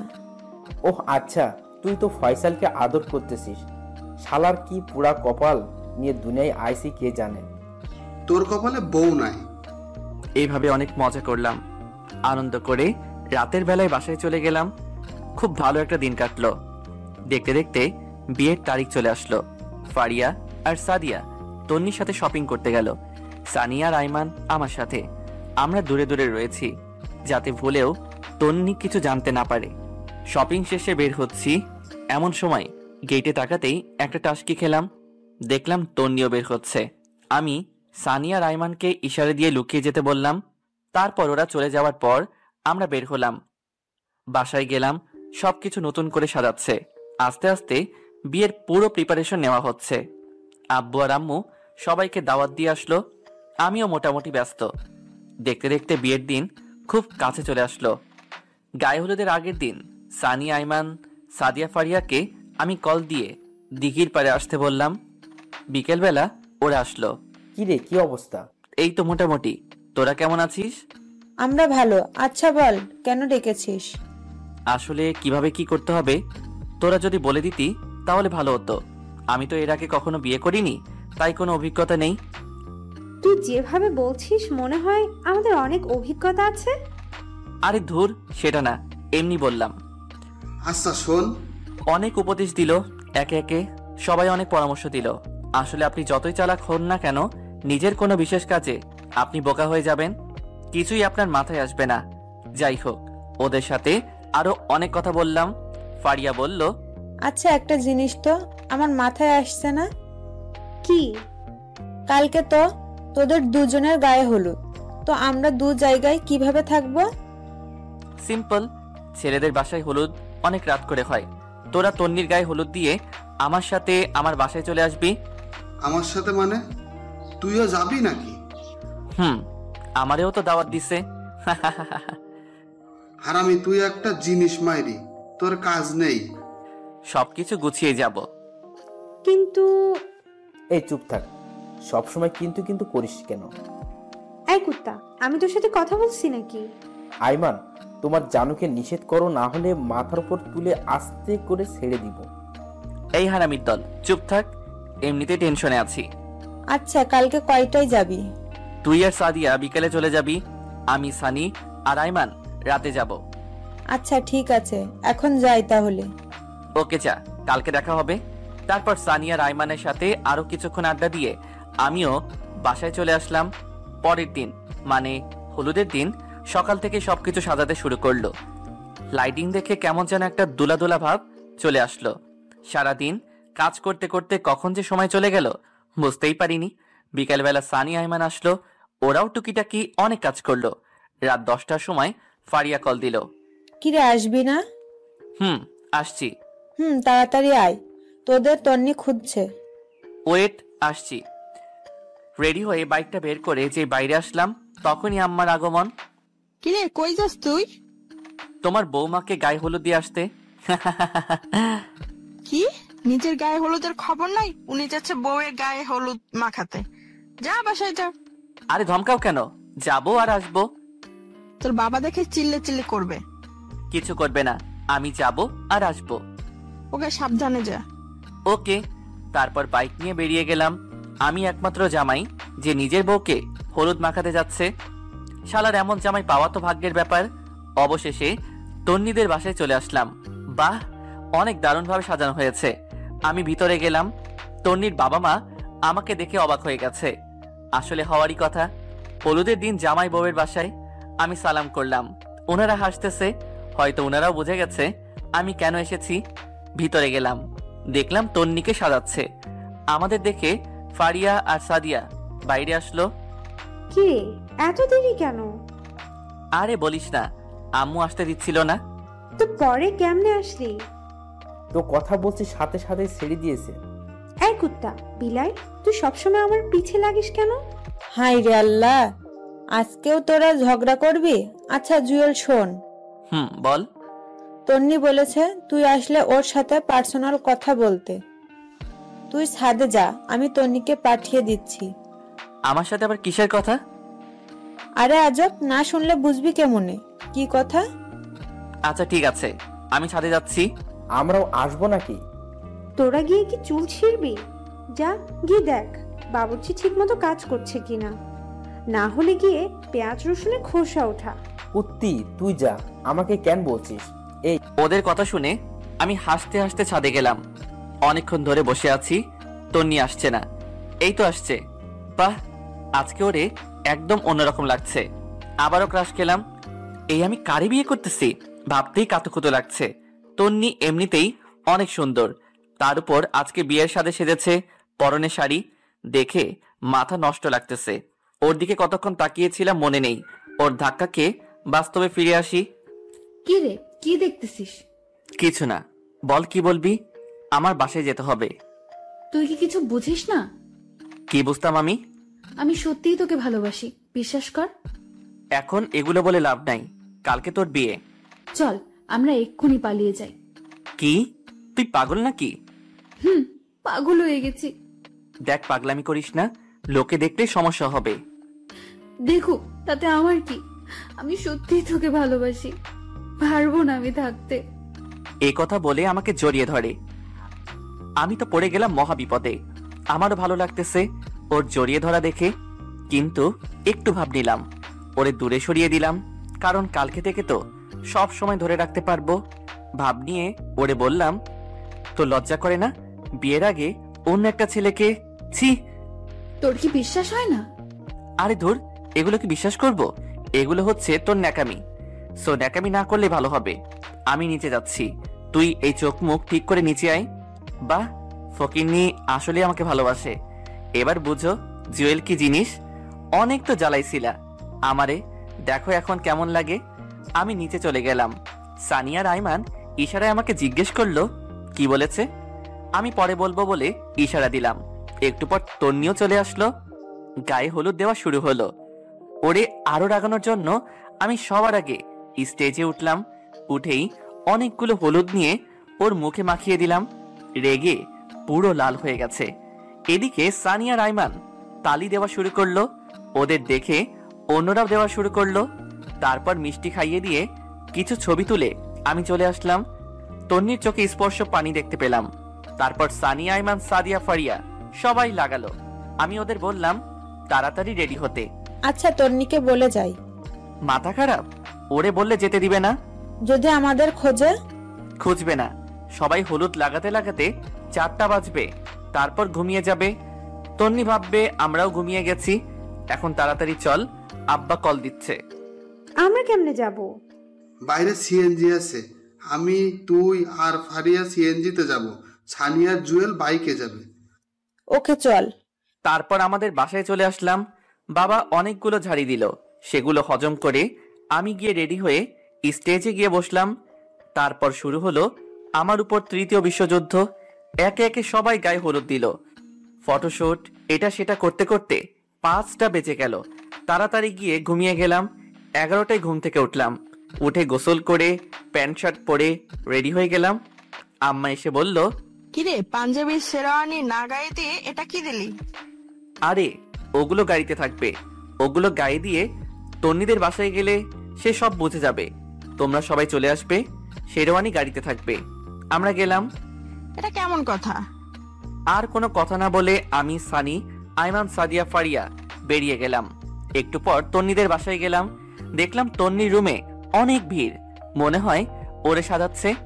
আমি, সানি, আইমান বাইরে ঘুরতেছি, সাদিয়া আর ফারিয়া ভিতরে গেল। লোকজন এসে খাওয়া দাওয়া শুরু করে দিল। আমার খিদে লাগছে, এই জুয়েল আয় খেয়ে নি। পাগল নাকি? আমাকে পরে খাওয়ানো হবে। আরে বেটা, পরে লজ্জায় খেতে পারবি না, এমন অল্প করে খেয়ে নি। তারপর আইমান আর সানির দুজনের টানাটানিতে খেতে বসলাম। তখন প্রায় 1টা বাজে। আমরা খাইতেছি। এমন সময় দেখলাম ফারিয়া দৌড় দিয়ে আমাদের কাছে আসলো।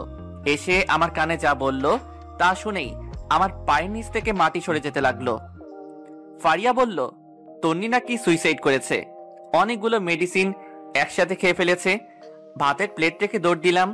ও রুমে গিয়ে দেখি অনেক মানুষ, ভিড় ঠেলে ভিতরে গেলাম। তাড়াতাড়ি ওরে কোলে নিয়ে হাসপাতালে নিয়ে গিয়ে ইমার্জেন্সিতে পাঠিয়ে দিলাম। চোখ দিয়ে পানি ঝরতে লাগলো। ওরে সারপ্রাইজ দিতে গিয়ে নিজে যে এত বড় সারপ্রাইজ পেয়ে যাব কখনো কল্পনাই করিনি। সানি, আইমান, ফারিয়া, সাদিয়া সবাই আছে। তন্নির আম্মুও অজ্ঞান হয়ে গেছে। একটু পর ভিতর থেকে একটা ডাক্তার আসলো। আমি তাড়াতাড়ি ওনার কাছে গেলাম। আপনার কে হয়? জি, আমার ওয়াইফ। এখন কেমন আছে? এখন চিন্তামুক্ত। ঠিক সময় নিয়ে এসেছেন, সেলাইন লাগিয়ে দিয়েছি। আপনারা চাইলে ভিতরে যেতে পারেন। ধন্যবাদ ডাক্তার সাহেব। ভিতরে গেলাম। তন্নি ঘুমিয়ে আছে। দেখে মনে হচ্ছে একটা নিষ্পাপ ফুটন্ত ফুল ঘুমিয়ে আছে। আমি ওর পাশে বসে মাথায় হাত বুলাইতে লাগলাম। সানি, আইমান, সাদিয়া, ফারিয়া সবাই ছিল। অনেকক্ষণ পর তন্নির জ্ঞান আসলো। ওর চোখ খোলা দেখে আনন্দে চোখে পানি চলে আসলো। এমন করলি কেন? তুই জানিস তোর কিছু হয়ে গেলে আমি নিজেও ঠিক থাকতাম না। বাঁচাইলি কেন আমারে? আমি তো তোর কেউ না। আমার জামাইরে বল আসতে। আরে হারামি, ওই তোর জামাই। মানে ওর সাথে তোর বিয়ে ঠিক হয়েছিল। কি বলছিস এসব? সত্যি বলছে। তুই একবারও বিয়ের কার্ডটা দেখেছিস? সেখানে তোর আর কার নাম লেখা? তোর কথার আগামাথা আমি কিছুই বুঝতেছি না। তারপর পুরো ঘটনাটা বললাম। তো আমাকে কিছু বলিসনি কেন? সারপ্রাইজ দিতে চেয়েছিলাম। যা হারামি, থাক তুই তোর সারপ্রাইজ নিয়ে। এখানে আসলি কেন? তোদের সাথে কথা নাই। আরে পাগলি, রাগ করিস কেন? জুয়েল, তুই অনেক বড় মাপের হারামি রে। সেটা জেনেও তো প্রেমে পড়ে গেছিস। সত্যি, তোরে ছাড়া থাক